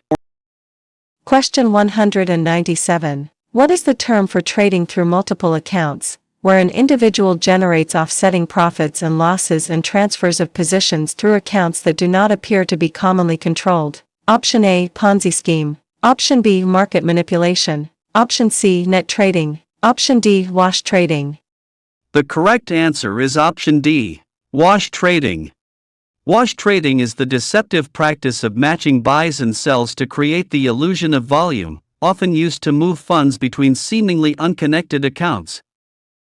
Question 198. The Wolfsburg Principles for Private Banking list circumstances that would require additional due diligence, including activities that involve which three of these choices? Option A. Foreign jurisdictions. Option B. High-risk countries, including those identified by credible sources as having inadequate anti-money laundering standards. Option C. High-risk activities, involving clients and beneficial owners whose source of wealth originates from activities known to be vulnerable to money laundering. Option D. Public officials, including those individuals who have or had positions of public trust. The correct answers are options B and C and D. High-risk countries, including those identified by credible sources as having inadequate anti-money laundering standards. High-risk activities, involving clients and beneficial owners whose source of wealth originates from activities known to be vulnerable to money laundering. Public officials, including those individuals who have or had positions of public trust. These three categories: weak jurisdictions, high-risk wealth sources, and public officials, are the core areas that require elevated scrutiny. Question 199. Which three are examples of best practices in terms of ensuring an adequate anti-money laundering program? Option A. Engage an independent party to perform a periodic review of the program. Option B. Review applicable domestic and international anti-money laundering guidance. Option C. Perform a risk analysis on a regular basis and compare it to the coverage of the anti-money laundering program. Option D. Review the accuracy of account opening applications. The correct answers are options A and B and C. Engage an independent party to perform a periodic review of the program. Review applicable domestic and international anti-money laundering guidance. Perform a risk analysis on a regular basis and compare it to the coverage of the anti-money laundering program. Best practices include regular internal or external reviews, staying current with global guidance, and ensuring controls match current risk assessments. Question 200. Which three statements are true regarding the extraterritorial reach of laws and legislation of the United States? Option A. The criminal anti-money laundering law can apply to transactions that occur partially overseas. Option B. Economic and trade sanctions by the Office of Foreign Assets Control may pose extraterritorial risks for financial institutions and businesses outside the United States. Option C. The extraterritorial reach covers all transactions throughout the global economy. Option D. The defendant does not need to know the funds came from an illegal activity under state, federal or foreign law. The correct answers are options A and B and D. The criminal anti-money laundering law can apply to transactions that occur partially overseas.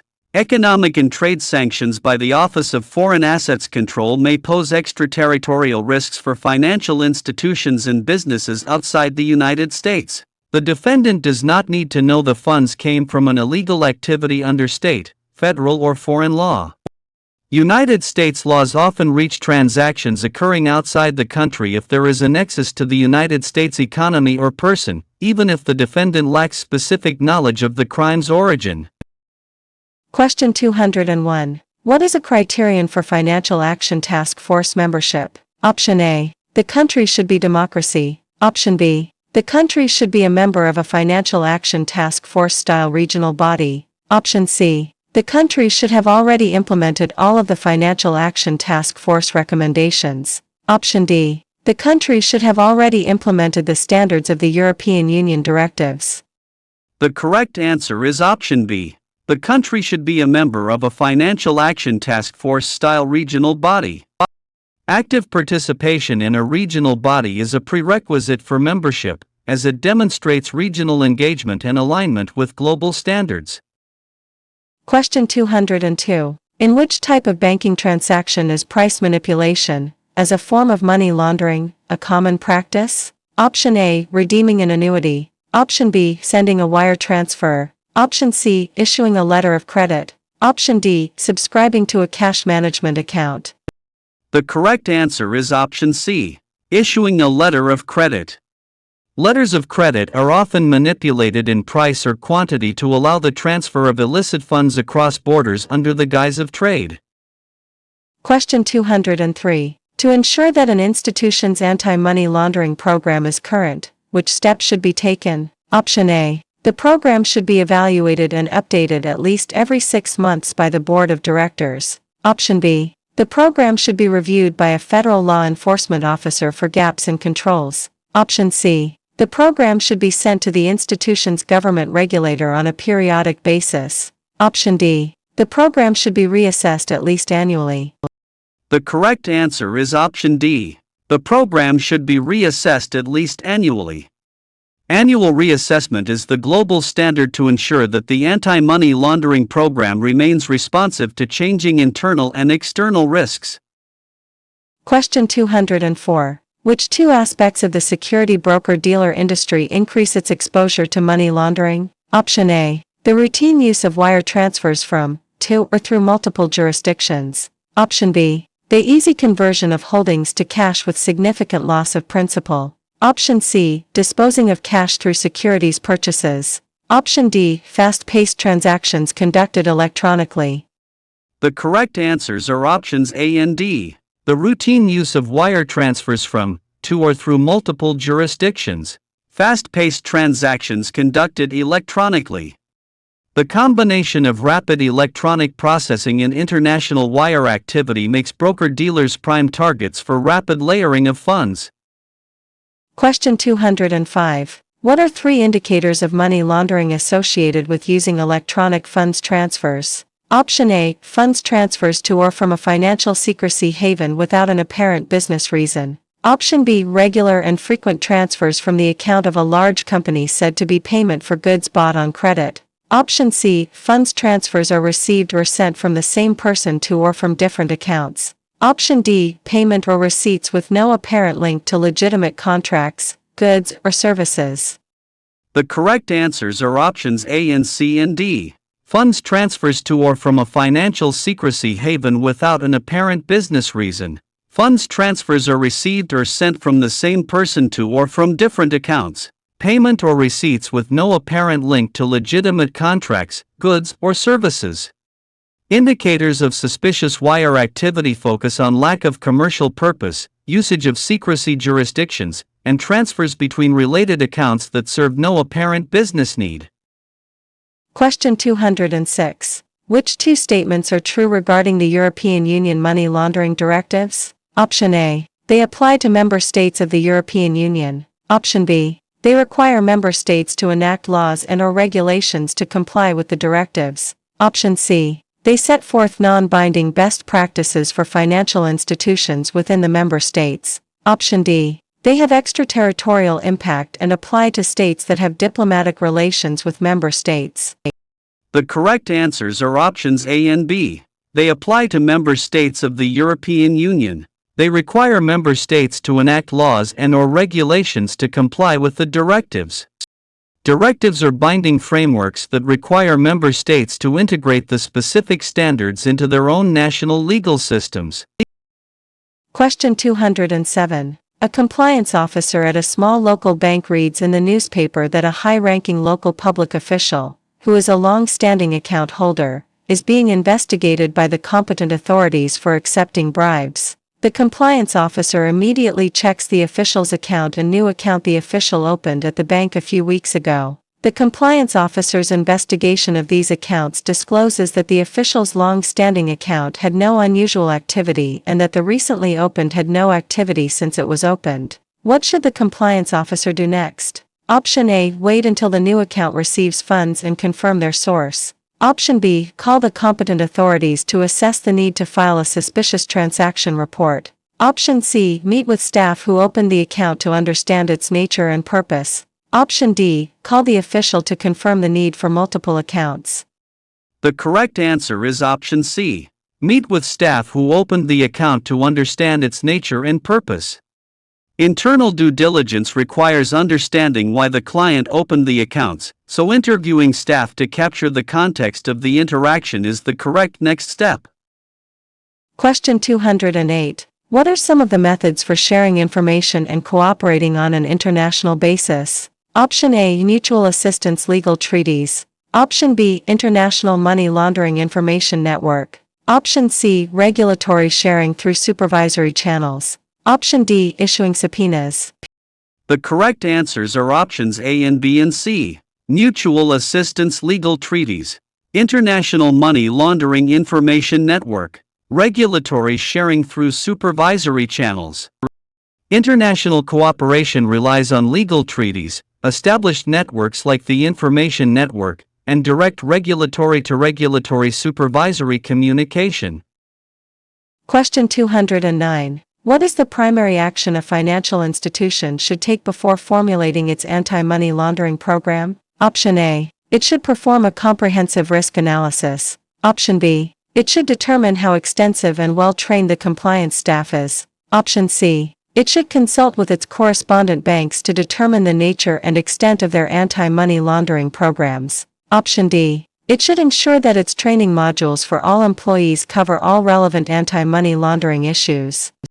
The correct answer is option A. It should perform a comprehensive risk analysis. Risk analysis serves as the blueprint. An anti-money laundering program is only effective if it is designed to mitigate the specific risks facing the individual institution. Question 210. What are some useful tools or methods in conducting an internal anti-money laundering investigation? Option A. Reviewing documents, particularly of relevant accounts. Option B. Interviewing knowledgeable employees of the institution. Option C. Subpoenaing the owners of the relevant accounts. Option D. Exploring leads through internet searches. The correct answers are options A and B and D. Reviewing documents, particularly of relevant accounts. Interviewing knowledgeable employees of the institution. Exploring leads through internet searches. Investigations rely on internal document reviews, staff interviews, and open-source intelligence from internet searches. Subpoenas are a tool of law enforcement, not the institution. Question 211. How does a regulatory body typically obtain international assistance in a money laundering inquiry? Option A. By filing a request under Egmont guidelines. Option B. By submitting a request for overseas assistance to the corresponding supervisory body. Option C. By contacting the Financial Action Task Force, Organization for Economic Cooperation and Development, or other international organizations and seeking their intervention. Option D. By communicating with the head of compliance for the financial institution. The correct answer is option B. By submitting a request for overseas assistance to the corresponding supervisory body. Supervisory authorities typically utilize direct, Chanel requests to their foreign counterparts when they need assistance with cross-border inquiries. Question 212. What are some red flags pertaining to potentially suspicious transactions by a customer? Option A. Having multiple addresses and are moving frequently. Option B. Having a commercial account with cash deposits. Option C. Have a common address with several other bank clients. Option D. Having multiple individuals use the automated teller machine card connected with the account in different cities. The correct answers are options A and C and D. Having multiple addresses and or moving frequently. Have a common address with several other bank clients. Having multiple individuals use the automated teller machine card connected with the account in different cities. Patterns such as instability of residence, shared addresses with unrelated clients, and cards used in geographically dispersed locations are classic indicators of potential illicit activity. Question 213. The Bank for International Settlements provides the secretariat for which organization? Option A. The Basel Committee. Option B. Financial Action Task Force. Option C. The Wolfsburg Group. Option D. The Egmont Group. The correct answer is option A, the Basel Committee. The Basel Committee on Banking Supervision is hosted and supported by the Bank for International Settlements. Question 214. Pursuant to the Third European Union Money Laundering Directive, how long after being out of prominent office should a person not be considered to be a politically exposed person? Option A. 1 year. Option B. 2 years. Option C. 3 years. Option D. 4 years. The correct answer is option A, 1 year. The directive specifies a 1-year cooling-off period after which a person is no longer considered a politically exposed person by default. Question 215. Which customer action would an insurance company consider to be a red flag for money laundering? Option A. Concern over the cancellation of the policy. Option B. Lack of concern about the cost of the policy. Option C. Repayments are consistent with the source of income. Option D. Identifying beneficiaries of the policy. The correct answer is option B, lack of concern about the cost of the policy. A client who does not care about high fees or penalties for canceling a policy is typically a client whose main goal is moving value rather than obtaining insurance coverage. Question 216. When performing a risk assessment, which factors should be considered when identifying and measuring risk? Option A. Customer composition. Option B. Financial performance. Option C. Product offerings. Option D. Regulatory environment. The correct answers are options A and C, customer composition, product offerings. A sound risk assessment is always built on the foundational metrics of the customer base and the specific risks inherent in the institution's products. Question 217. What correspondent banking risk factor increases the risk for a correspondent bank? Option A. Multinational financial institution with global operations.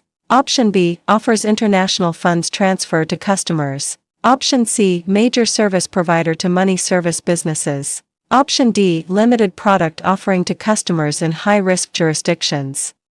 The correct answer is option C, major service provider to money service businesses. Providing services to money service businesses is a high-risk activity, as these entities often process large volumes of cash for others, significantly increasing the risk for the correspondent bank.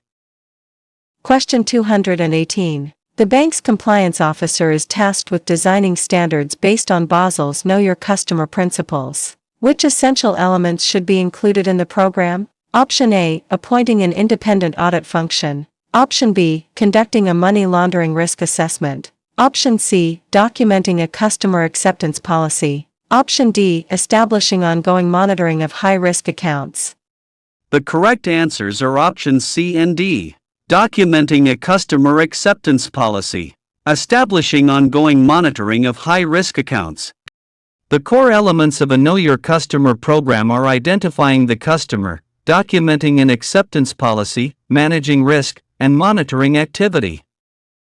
Question 219. In determining what risks a customer poses, which consideration should not be a major factor? Option A. Where the customer resides or where the business is headquartered. Option B. What is the size of your financial institution? Option C. What occupation or type of business does the customer derive their income from? Option D. What are the customer's ethnic heritage, sexual orientation, and political beliefs? The correct answer is option D. What are the customer's ethnic heritage, sexual orientation, and political beliefs? Anti-money laundering due diligence is based on objective risk indicators. Discrimination based on protected characteristics is not part of a legitimate risk assessment.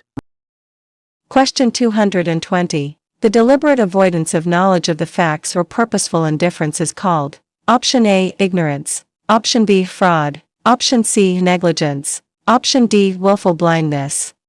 The correct answer is option D. Willful blindness. Willful blindness is a legal principle where an individual intentionally ignores the facts that would reveal criminal activity, and it is a common basis for proving intent in money laundering cases. Question 221. Which three of the following should be included in a nation's written commitment at a political level when joining the Financial Action Task Force? Option A. An endorsement of the Financial Action Task Force's 40 recommendations. Option B. An agreement to participate in the Financial Action Task Force and meet all commitments. Option C. An agreement to report all major money laundering offenses in that nation to the Financial Action Task Force. Option D. An agreement to undergo a mutual evaluation during the membership process. The correct answers are options A and B and D. An endorsement of the Financial Action Task Force's 40 recommendations. An agreement to participate in the Financial Action Task Force and meet all commitments. An agreement to undergo a mutual evaluation during the membership process. Membership requires political commitment to implement the standards, participate in the peer network, and accept regular peer evaluation of national systems. Question 222. Which of the following is a type of structuring that is done at extremely small levels that it is difficult to detect? Option A. Macrostructuring. Option B. Layering. Option C. Microstructuring. Option D. Smithing. The correct answer is option C. Microstructuring. Microstructuring involves making such small, incremental deposits that they easily blend into normal account activity, making them notoriously hard to detect. Question 223. Which of the following three are characteristics of a risk-based approach that make it the preferred method of allocating? Option A. Extensive. Option B. Flexible. Option C. Proportionate. Option D. Effective. The correct answers are options B and C and D. Flexible, proportionate, effective. The risk-based approach allows institutions to be flexible and allocate resources in proportion to the actual risk, ensuring that the defense is both targeted and effective. Question 224. Which of these describes a shell company? Option A. Businesses whose financial records are not documented on paper. Option B. Business that conduct a lot of business activities globally but with small-sized companies only. Option C. Businesses that have weaknesses in financial statements. Option D. Businesses that actually conduct no real business. The correct answer is option D. Businesses that actually conduct no real business. Shell companies exist only on paper and are primarily used to hold assets, facilitate anonymous transactions, or obscure the identity of the beneficial owners. Question 225. Who has the ultimate responsibility within a bank for ensuring that the bank has a comprehensive and effective anti-money laundering program? Option A. Senior management. Option B. Board of Directors. Option C. Business line managers. Option D. Anti-money laundering compliance officer. The correct answer is option B. Board of Directors. While compliance officers run the day-to-day, the Board of Directors bears ultimate, non-delegable responsibility for the bank's compliance with law. Question 226. Financial Crimes Enforcement Network defines money service business to include any person doing business in one or more of the following capacities. Select correct answers. Option A. Dealer in foreign exchange. Option B. Check casher. Option C. Mobile financial service provider. Option D. Issuer of traveler's checks or money orders. The correct answers are options A and B and D. Dealer in foreign exchange. check casher, issuer of traveler's checks or money orders. These three categories, foreign exchange, check cashing, and issuing monetary instruments, are the core components of the regulatory definition of a money services business. Question 227. Remote deposit capture is a product offered by banks that allows customers to: Option A, scan Know Your Customer documents for the purpose of remote account opening. Option B, scan a check and transmit an electronic image to the bank for deposit. Option C, scan an international fund transfer instruction complying with rules. Option D, none of the above. The correct answer is option B. Scan a check and transmit an electronic image to the bank for deposit. Remote deposit capture allows a customer to deposit a check from anywhere by sending the electronic image to the bank, which creates a specific risk of processing potentially fraudulent checks. Question 228. What does the Financial Action Task Force urge its members and all other jurisdictions to do when a jurisdiction is identified as having lax anti-money laundering or counter-financing of terrorism controls? Option A, apply countermeasures to that jurisdiction. Option B, consider customers from that jurisdiction as high risk. Option C, cease doing business with that jurisdiction immediately. Option D, apply economic sanctions until otherwise notified by Financial Action Task Force. The correct answer is option A. Apply countermeasures to that jurisdiction. Financial Action Task Force recommendations emphasize the need for robust countermeasures to prevent the abuse of the global financial system by jurisdictions with weak safeguards. Question 229. Disclosing that an investigation is being contemplated on the customer's account is considered as: Option A, tipping off. Option B, disclosure on good faith. Option C, subpoena. Option D, suspicious activity reporting. The correct answer is option A, tipping off.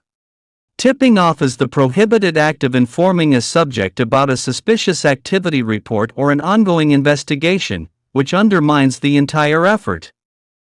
Question 230. Which of the following organizations was delegated to examine the anti-money laundering programs of money service businesses in the United States? Option A, Financial Industry Regulatory Authority. Option B, Securities and Exchange Commission. Option C, Internal Revenue Service. Option D, Financial Crimes Enforcement Network.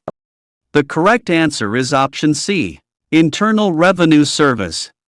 The Internal Revenue Service is the designated examiner for money services businesses in the United States to ensure they meet federal compliance standards. Question 231. What is cryptography? Option A, cryptography is the name of the algorithm that secures Bitcoin private keys. Option B, cryptography is a routing mechanism. Option C, cryptography is the science or study of the techniques of secret writing. Option D, cryptography compresses the size of the Bitcoin blockchain. The correct answer is option C. Cryptography is the science or study of the techniques of secret writing. Cryptography is the foundational science of securing information through secret writing and mathematical proofs, now essential to the security of digital currencies.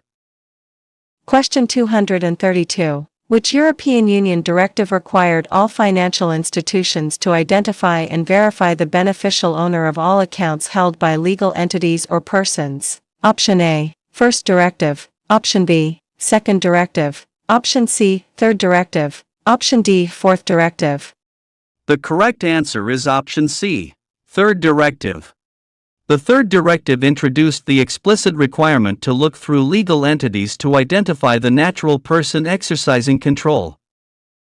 Question 233. Anti-money laundering and terrorist financing can have potentially devastating economic, security and social consequences. While these crimes can occur in any country, they have particularly significant economic and social consequences for: Option A, developing countries, emerging markets and countries with fragile financial systems. Option B, first world countries, including politically mature jurisdictions such as Western Europe and United States. Option C, countries listed on the Financial Action Task Force list. Option D, all of the above.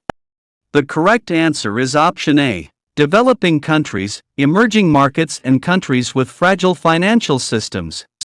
Fragile and emerging markets lack the robust institutional controls required to withstand the corrosive effects of illicit financial flows, leading to greater systemic destabilization.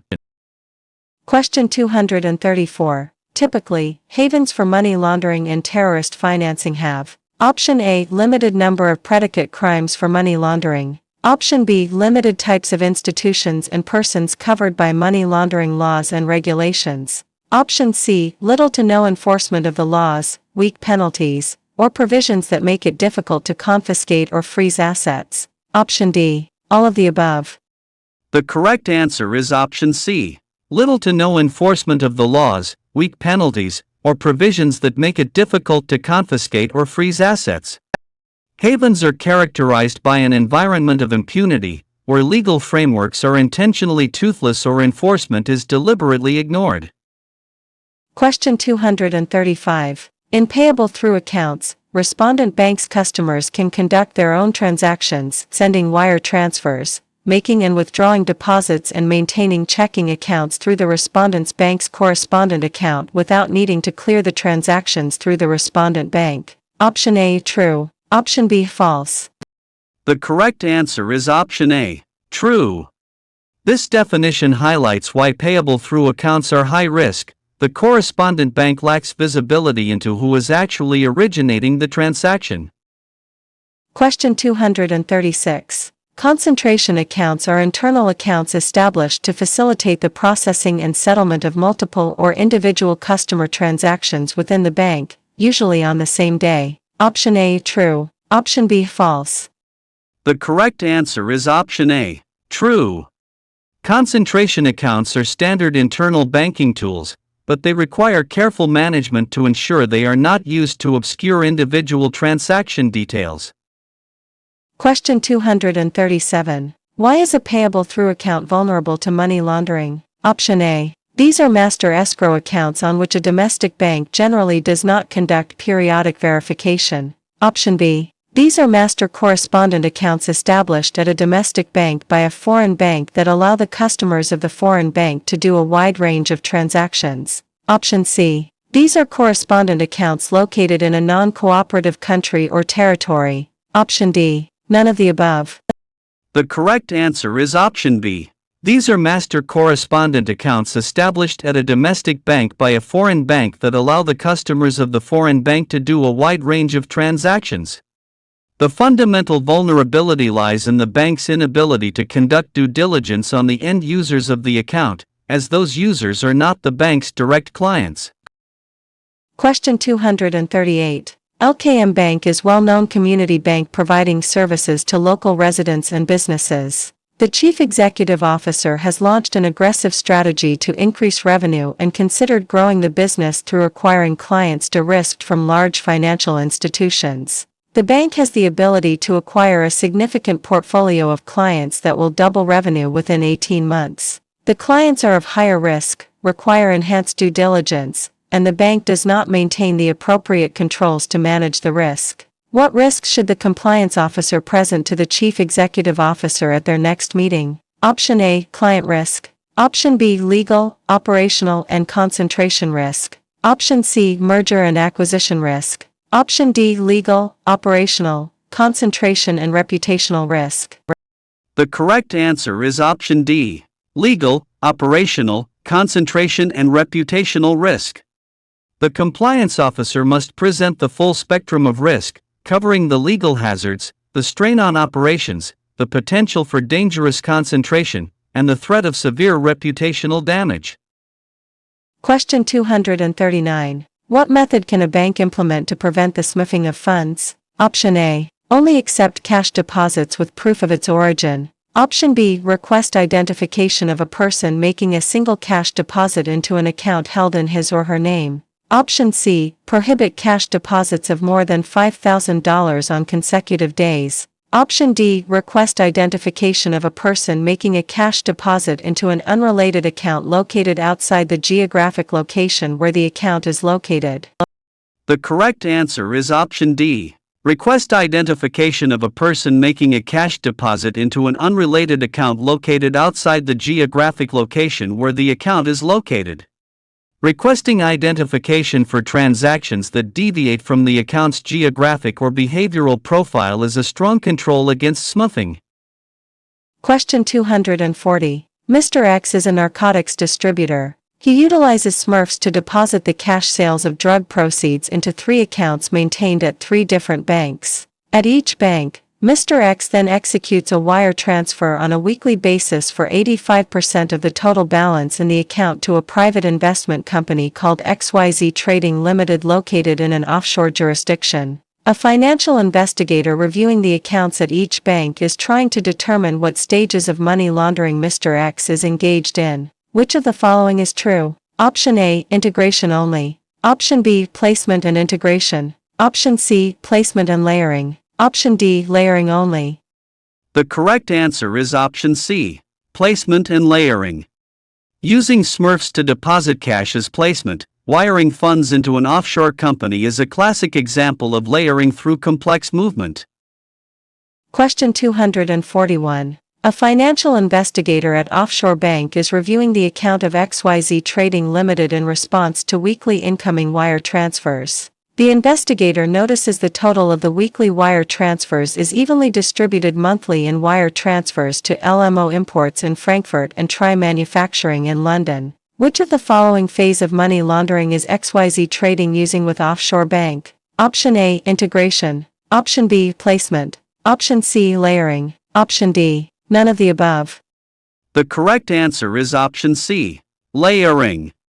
Distributing funds to different international corporate entities is a sophisticated method of layering to distance the funds from the original illicit source. Question 242. A financial investigator at London World Bank is reviewing the account of Tri Manufacturing and identified the monthly wire transfers originating from XYZ Trading at Offshore Bank, a private bank located in the Caribbean islands. The investigator expresses concern over the wire transfers, and through an online search she was able to identify that Offshore Bank specializes in establishing private investment companies for high net worth individuals. However, she is unable to identify any information on XYZ Trading Limited. Which of the following presents the highest risk to London Bank? Option A, Offshore Bank is a private bank servicing high net worth clients. Option B, no online presence for XYZ Trading Limited. Option C, a respected online publication recently exposed Offshore Bank has been providing services to corrupt politicians. Option D, the volume of the transfers is inconsistent with a manufacturing company. The correct answer is option C. A respected online publication recently exposed Offshore Bank has been providing services to corrupt politicians. The association with a bank known for servicing corrupt politicians and providing opaque structures is a high-risk indicator for any counterparty institution. Question 243. What is a futures commission merchant? Option A, solicits or accepts orders on futures contracts and commodity options and accepts funds for their execution. Option B, solicits and accepts commodity futures orders from customers but does not accept funds. Option C, a person who only manages his own commodities portfolio. Option D, none of the above. The correct answer is option A. Solicits or accepts orders on futures contracts and commodity options and accepts funds for their execution. Futures commission merchants act as intermediaries between investors and the futures exchange, handling both the trade execution and the customer's funds. Question 244. Which of the following is considered a weakness in free trade zones? Option A, minimal oversight by the foreign governments and inadequate anti-money laundering and counter-financing of terrorism safeguards. Option B, strong procedures to inspect goods and legal entities. Option C, lack of cooperation between free trade zones and foreign customs authorities. Option D, minimal oversight by local authorities and inadequate anti-money laundering and counter-financing of terrorism safeguards. The correct answer is option D. Minimal oversight by local authorities and inadequate anti-money laundering and counter-financing of terrorism safeguards. The lack of regulatory oversight and the failure to enforce standardized anti-money laundering controls make free trade zones prime venues for illicit trade activity. Question 245. What are open loop cards? Option A, credit card that can be used at any time. Option B, network branded cards that can be spent anywhere on the payment network. Option C, store branded cards that can be spent anywhere at any time at any merchant. Option D, store branded cards that can be spent at any store location of the issuing store. The correct answer is option B. Network branded cards that can be spent anywhere on the payment network. Open loop cards are widely accepted across an entire payment network, which makes them highly liquid and therefore more attractive for money laundering. Question 246. A client is a wholesale auto business that operates as a used car lot. The client regularly ships vehicles internationally. In a 4-month period, the client received wires totaling $1,250,000 from a dealer in Benin. All wires originated from Benin and were in increments of $50,000. Account debits made to the account were payable to various transport companies. All incoming checks reference various vehicles purchased. Doc shipping receipts produced by the client to support account activity identify the vehicles but cannot easily be tied to the wires receives. Request formal company authorization to conduct the investigation. Such authorization should be granted, if possible, by the Board of Directors or Audit Committee. Option A, true. Option B, false. The correct answer is option A, true. Formal authorization from the board or audit committee provides the investigator with the necessary independence and protection when investigating potential senior management or complex internal issues. Question 247. An anti-money laundering expert is hired by a new internet bank to assess the money laundering threat to the bank. The bank should ensure that prospective new customers can be properly identified. Option A, true. Option B, false. The correct answer is option A, true. Identity verification is the foundational anti-money laundering control for any institution, particularly for digital banks that lack in-person customer contact.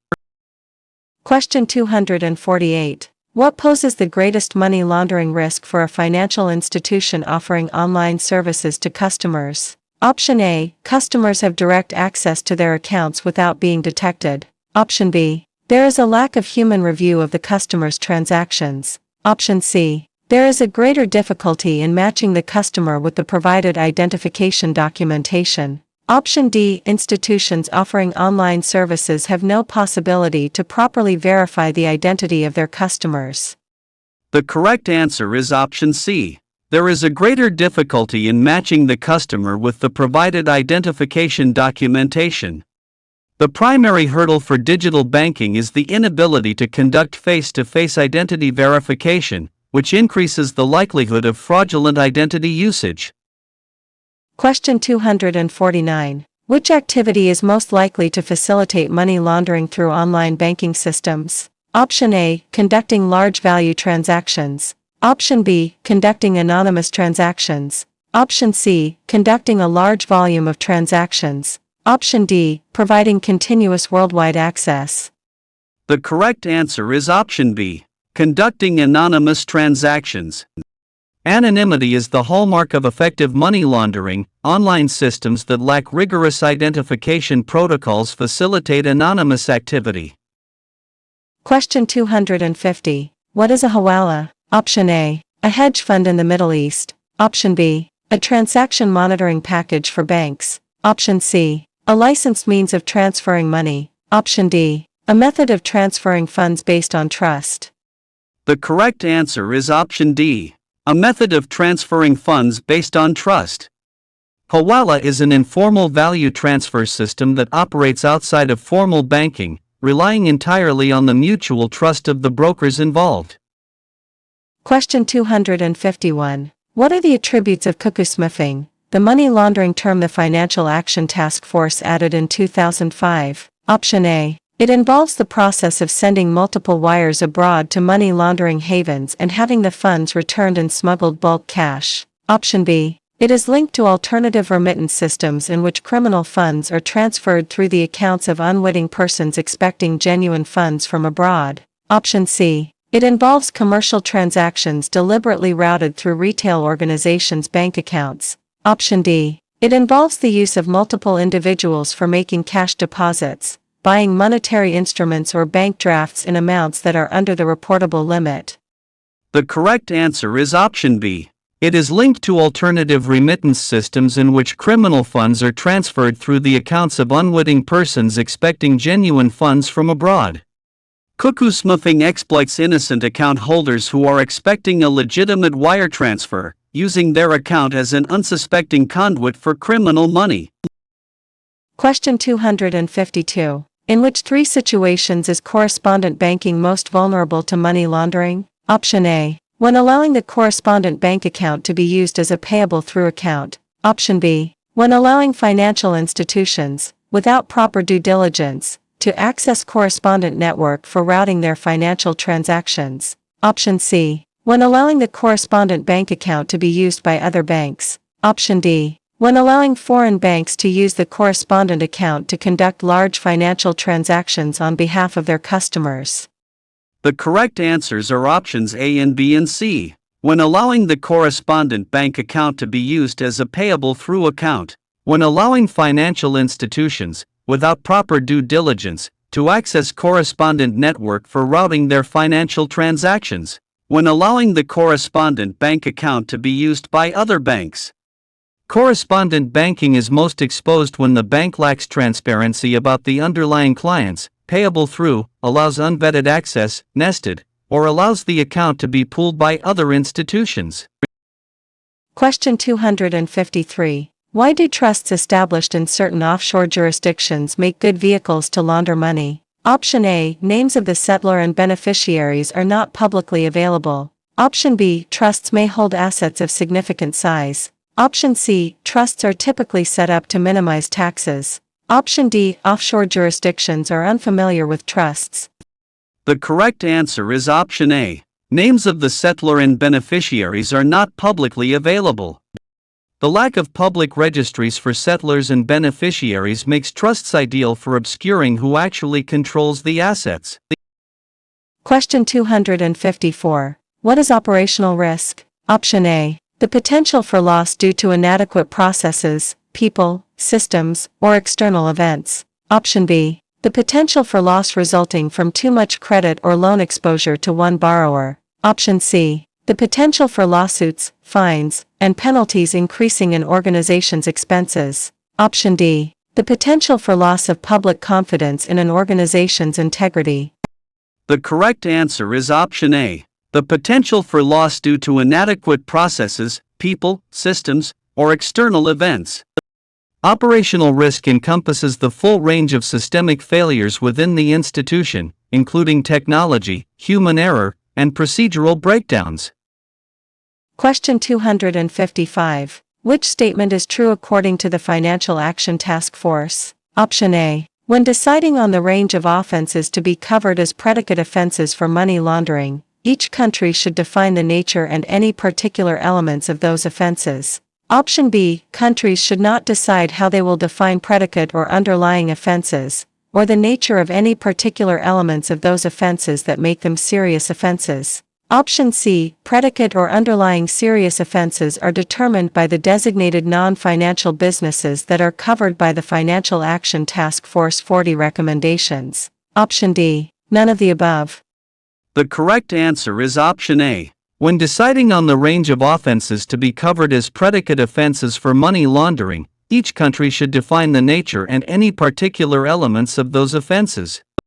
Countries have the sovereign right and responsibility to define their own criminal codes regarding predicate offenses, provided they meet the global standards of seriousness required by international recommendations.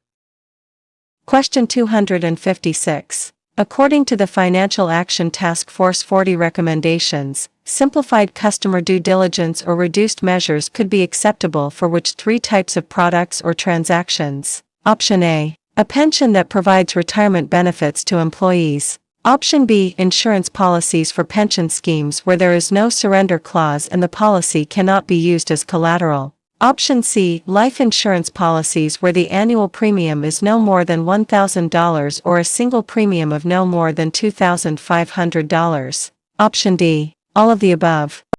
The correct answers are options A and B and C. A pension that provides retirement benefits to employees. Insurance policies for pension schemes where there is no surrender clause and the policy cannot be used as collateral.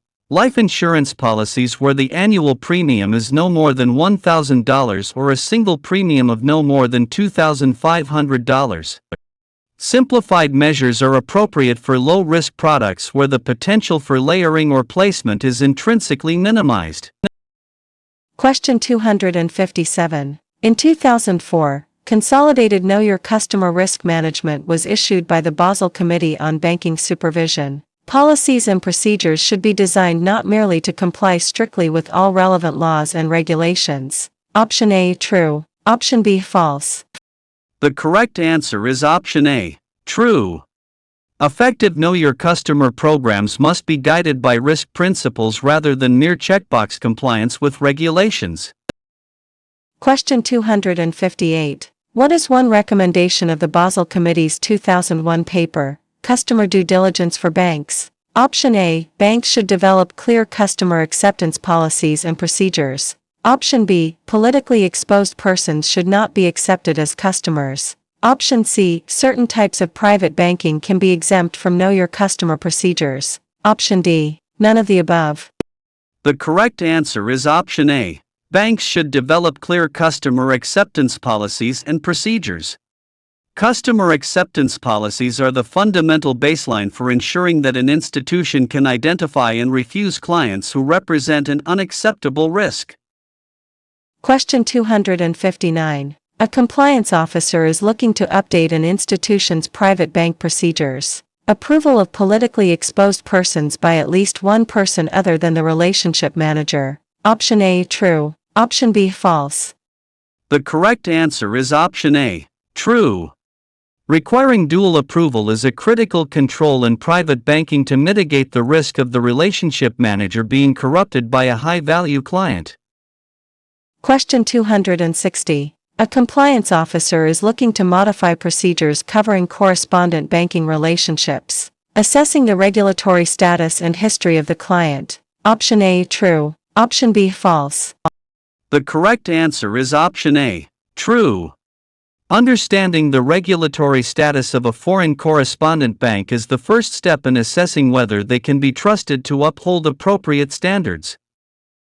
Question 261. According to the Financial Action Task Force recommendations, cross-border wire transfers over $1,000 should be accompanied by what information? Option A, the anti-money laundering standards that apply to the transfer. Option B, the purpose of the transfer. Option C, the originator's account number. Option D, customer due diligence information. The correct answer is option C, the originator's account number. Including the originator's account number ensures traceability, a core requirement of the travel rule in international wire transfers. Question 262. Under the Wolfsburg anti-money laundering principles on private banking, when establishing a relationship with a trust, a financial institution should perform due diligence on which three parties? Option A, those entitled to the funds. Option B, the provider of funds. Option C, those who have power over the funds. Option D, those who have the power to appoint or remove trustees. The correct answers are options A and B and C. Those entitled to the funds, the provider of funds, those who have power over the funds. Due diligence must cover the source, settlor, the controllers, trustees, and the ultimate beneficiaries, those entitled to the funds. Question 263. In performing a risk analysis, which factors should a financial institution review? Option A, the adequacy and completeness of its suspicious transaction report filings. Option B, the level of its gross revenue. Option C, recent regulatory actions against financial institutions of comparable size. Option D, its customer base, location, products and services. The correct answer is option D, its customer base, location, products, and services. Risk analysis is the sum of understanding who you serve, where you serve, and what you sell, as these are the primary vectors of risk. Question 264. An audit completed the previous week revealed that a private banking customer submitted incomplete documents when establishing an account earlier in the year. The customer received weekly electronic fund transfers from a narcotic-producing jurisdiction. While the relationship manager who opened the account is on leave for 5 weeks, the customer requests that the institution remit a substantial sum to a country that represents a high risk of money laundering. The relationship manager is a friend of the anti-money laundering specialist. Investigate the transfer of funds. Option A, true. Option B, false. The correct answer is option A, true. Friendship cannot override duty. The bank must perform an objective investigation into the high-risk transaction regardless of the relationship manager's involvement. Question 265. Which 3 answers describe how a financial institution should deter money laundering through new accounts? Option A, document the identity of the party opening the account. Option B, determine the beneficial owner of the account. Option C, seek to determine the source of deposited funds. Option D, none of the above. The correct answers are options A and B and C. Document the identity of the party opening the account. Determine the beneficial owner of the account. Seek to determine the source of deposited funds. Deterrence starts with knowing exactly who the customer is, who really owns the account, and where the initial money came from. Question 266. Which element is generally required of all anti-money laundering programs? Option A, annual in-person anti-money laundering training for all employees. Option B, a computer-based suspicious activity monitoring system. Option C, an enhanced due diligence program for all new customers. Option D, a qualified compliance officer to manage the program. The correct answer is option D, a qualified compliance officer to manage the program. A dedicated, qualified compliance officer is the mandatory figurehead required to oversee the program's execution and institutional accountability. Question 267. A profitable commercial customer who operates an import-export business has multiple accounts with the same institution at branches in different locations. The customer receives funds from a jurisdiction perceived as highly corrupt according to Transparency International ratings. The customer makes frequent transfers among the accounts and prefers to manage the accounts separately. Develop a system to monitor all the activity. Option A, true. Option B, false. The correct answer is option A, true. Monitoring the customer's aggregate activity across all accounts is necessary to see the full financial picture and detect potential structuring or layering. Question 268. Financial institutions should review new products before they are launched into the market to assess money laundering risk. Option A, true. Option B, false. The correct answer is option A, true. Assessing risk at the design phase allows the institution to incorporate controls before the product is exposed to the public. Question 269. An anti-money laundering specialist is employed by a large multinational bank. The bank is planning to open an international department that will be responsible for expanding services to various countries. The head of the new international department has asked the specialist to assess risks associated with the bank's expansion plans. Which of the following sources would be useful? Option A, the Financial Action Task Force 40 recommendations. Option B, customer due diligence for banks issued by the Basel Committee on Banking Supervision. Option C, United States Patriot Act. Option D, all of the above. The correct answer is option D, all of the above. A robust risk assessment for global expansion requires consulting multiple frameworks, international standards, banking-specific due diligence principles, and national laws. Question 270. Why do government entities around the world believe that a risk-based approach to anti-money laundering compliance is a preferable prescriptive measure? Option A, it allows the creation of hard and fast rules that must be followed. Option B, it is more flexible, effective, and proportionate. Option C, it allows institutions to focus their attention on only high-risk customers. Option D, it is easier for examiners to make subjective criticisms. The correct answer is option B. It is more flexible, effective, and proportionate. The risk-based approach acknowledges that resources are finite and that focusing them where risk is highest is the most efficient path to effectiveness. Question 271. An anti-money laundering officer for a financial institution has been conducting a monthly self-assessment. The officer reviews the accounts opened for compliance with a long-standing Know Your Customer policy. The self-assessment for the latest month shows a significant increase in compliance deficiencies for the first time in more than a year. Determine if there is a readily identifiable cause for the deficiencies. Option A, true. Option B, false.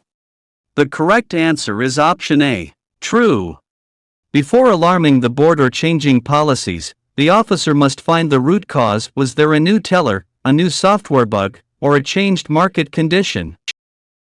Question 272. On what basis are international sanctions imposed against entities? Option A. For their involvement in human trafficking and bulk cash smuggling. Option B. For their involvement in terrorism. Option C. For their involvement in stripping information from cover payments and letters of credit. Option D. For their involvement in the black market peso exchange.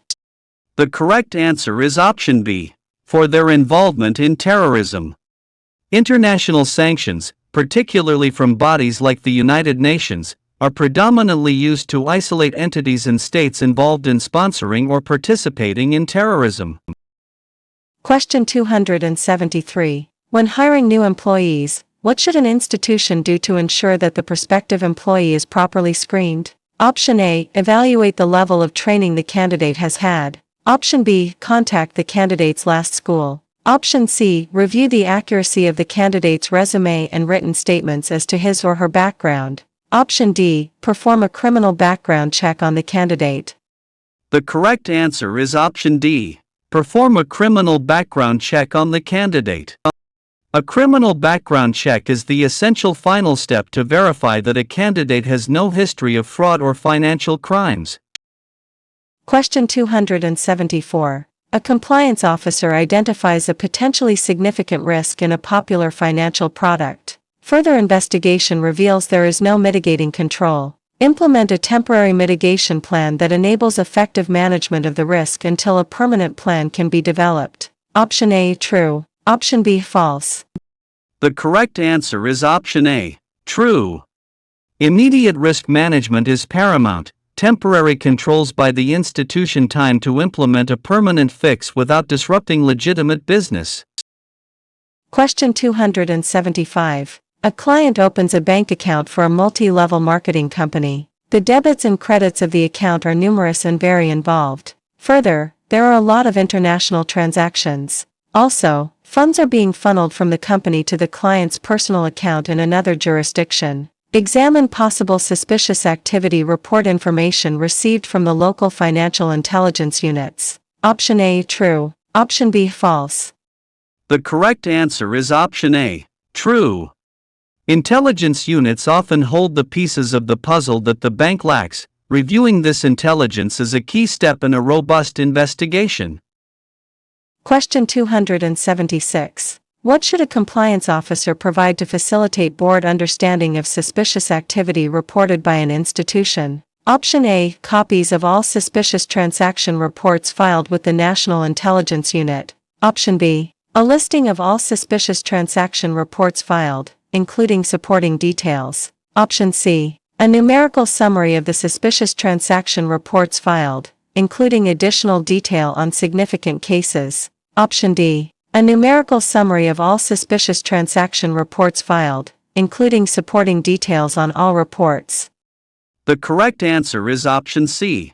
A numerical summary of the suspicious transaction reports filed, including additional detail on significant cases.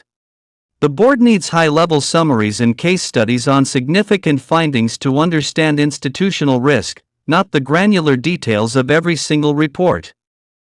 Question 277. Federal law requires all United States financial institutions to secure and maintain all records and supporting documentation used in suspicious activity reporting for how many years? Option A, 2 years. Option B, 5 years. Option C, 7 years. Option D, 10 years. The correct answer is option B, 5 years. 5 years is the standard regulatory retention period for all documentation associated with suspicious activity reports, ensuring records remain available for law enforcement. Question 278. When an institution conducts an internal investigation into an account following a law enforcement inquiry, it should consider a number of factors to independently determine if the account should be closed. The level of seriousness of the underlying conduct. Option A, true. Option B, false. The correct answer is option A, true. The institution must evaluate the gravity of the potential crime when deciding whether to continue a business relationship that might expose it to liability. Question 279. Federal law requires all United States financial institutions to secure and maintain all records and supporting documentation used in suspicious activity reporting for how many years? Option A, 2 years. Option B, 5 years. Option C, 10 years. Option D, no requirement. The correct answer is option B, 5 years. 5 years is the globally recognized baseline for anti-money laundering record keeping, ensuring that investigators have access to past transaction data when needed. Question 280. What are the primary indicators of a money laundering risk related to the use of front companies? Option A. The company's primary business activities lack economic rationale and financial statements are consistently opaque. Option B. The company's owners are consistently the same individuals across multiple jurisdictions. Option C. The company's employees are highly paid and have long tenure. Option D. The company's business activities are consistently in line with local market trends. The correct answer is option A. The company's primary business activities lack economic rationale and financial statements are consistently opaque. Front companies are defined by their lack of logical business activity and the intentional obscurity of their financial health, which prevents external audit.